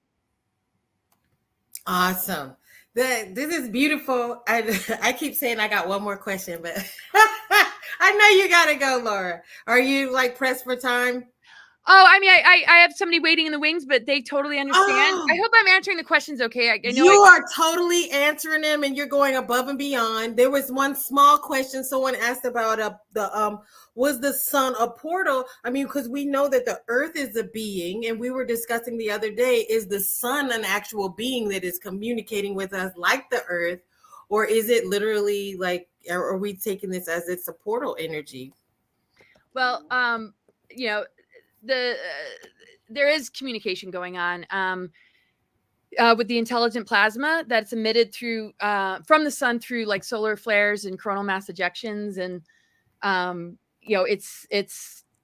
it's got energy and frequencies that connect to our own inner sun, and it activates us. It's we can look at it in metaphorical terms. We can look at it as the Father, the Son, the Son of God. Yeah, the Son of God. But when we look at the way the sun and the earth interact, and we look at all the elementals of nature, we look at all the different planetary energies, it's all a part of what we're made of. And so when we look at the sun being a portal, we'll look at the grand central sun and the many suns behind the sun, and that black sun even, and that being a gateway to the galactic cores that go to Andromeda. So with the galactic cores connecting into oneness, and this being a very profound window period that people talk about, what is ascension? The energy of the sun is helping us to switch on what's been dormant. In this fallen Milky Way system, the sun held a different energy, and the cosmos and the intelligence of the planetary systems have worked their way into knowing exactly what to do to repair itself. And all those planetary energies are connected to our organs, our endocrine system, our circulatory system, and every part of all that we are. So as the planetary intelligence works itself into alignments like the Venus transits as well, to correct the inversions. When we're in touch with that and in alignment with that, we're a part of that. And so the Venus transits corrected the inverted pentagram going down into its upright position, where the ether purifies the elementals, earth, air, fire, water, which our nucleic acids are elemental, earth, air, fire, water, connected with the platonic solids as well. So the frequency of the sun has been such a huge part of this. And the amplification of these energies of this union returning is really why there's such a huge acceleration. And so these solar events that take place and the Schumann resonance that really helps us to see how the vibration is shifting have been very evident of a lot of the incredible changes going on that they really want to distract us from. But it's all like, what's amazing when people like think of astrology as it's outside of us. These are planets. How can they like have any influence over us? Well, they're inside of us. They're and what we're seeing is outside reflection of what's within when we look at nature and cosmos. That everything in nature, the elementals, earth, air, fire, water, the animal spirits, all the medicines that Mother Earth provides to help us to get over pretty much anything that we're afflicted with, is all also energies we can access within. They just help trigger it and remind us, because the plants, have personalities, they have energies, they have frequencies. So when we connect with the sun, we're connecting with our own inner sun. We're connecting with our life force. We're calling that power back. And when we, pay attention to the growth periods and how the alignments are happening, we're seeing, how the system is overcoming the imposters and overcoming the patriarchal forces and the imbalances in order to return to union.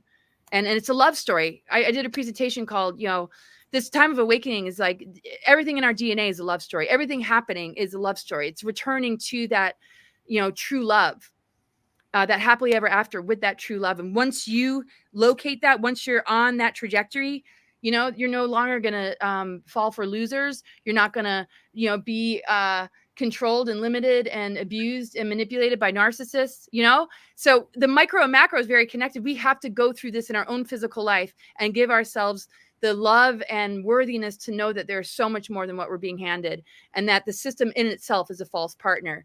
And it's been a terrible, terrible partner to our earth. And it's traumatized the mother to the point where she couldn't even occupy her body. So this is the restoration of the true template that the earth is going through as well. And that sun beaming on the earth in the way that it is shows how much that union has been restored with Mother Earth and the Christ light. Well, like your book, this conversation started with love and it ended with love. And I see it through all your messages. Love, love, love. It was amazing. I thank you so much. And I'm serious when we say like an orgasm of the mind. I know Terry was like, I don't even have any more questions. She's just high on it. Like, oh my God. It's absolutely wonderful. Terry, open your mic if you want to say anything for the end. I just want to thank you all. It's good to see Ingrid, Kristen, Dom, everybody, Sandy, Sue, Allie, Susan, Danny, Colleen, I was putting your messages up. Consider that as a big hello. Jedi Knight, thank you for all these cool questions. Radhika, I'm so glad you got to join. Anne Marie, thank you for hanging out with us.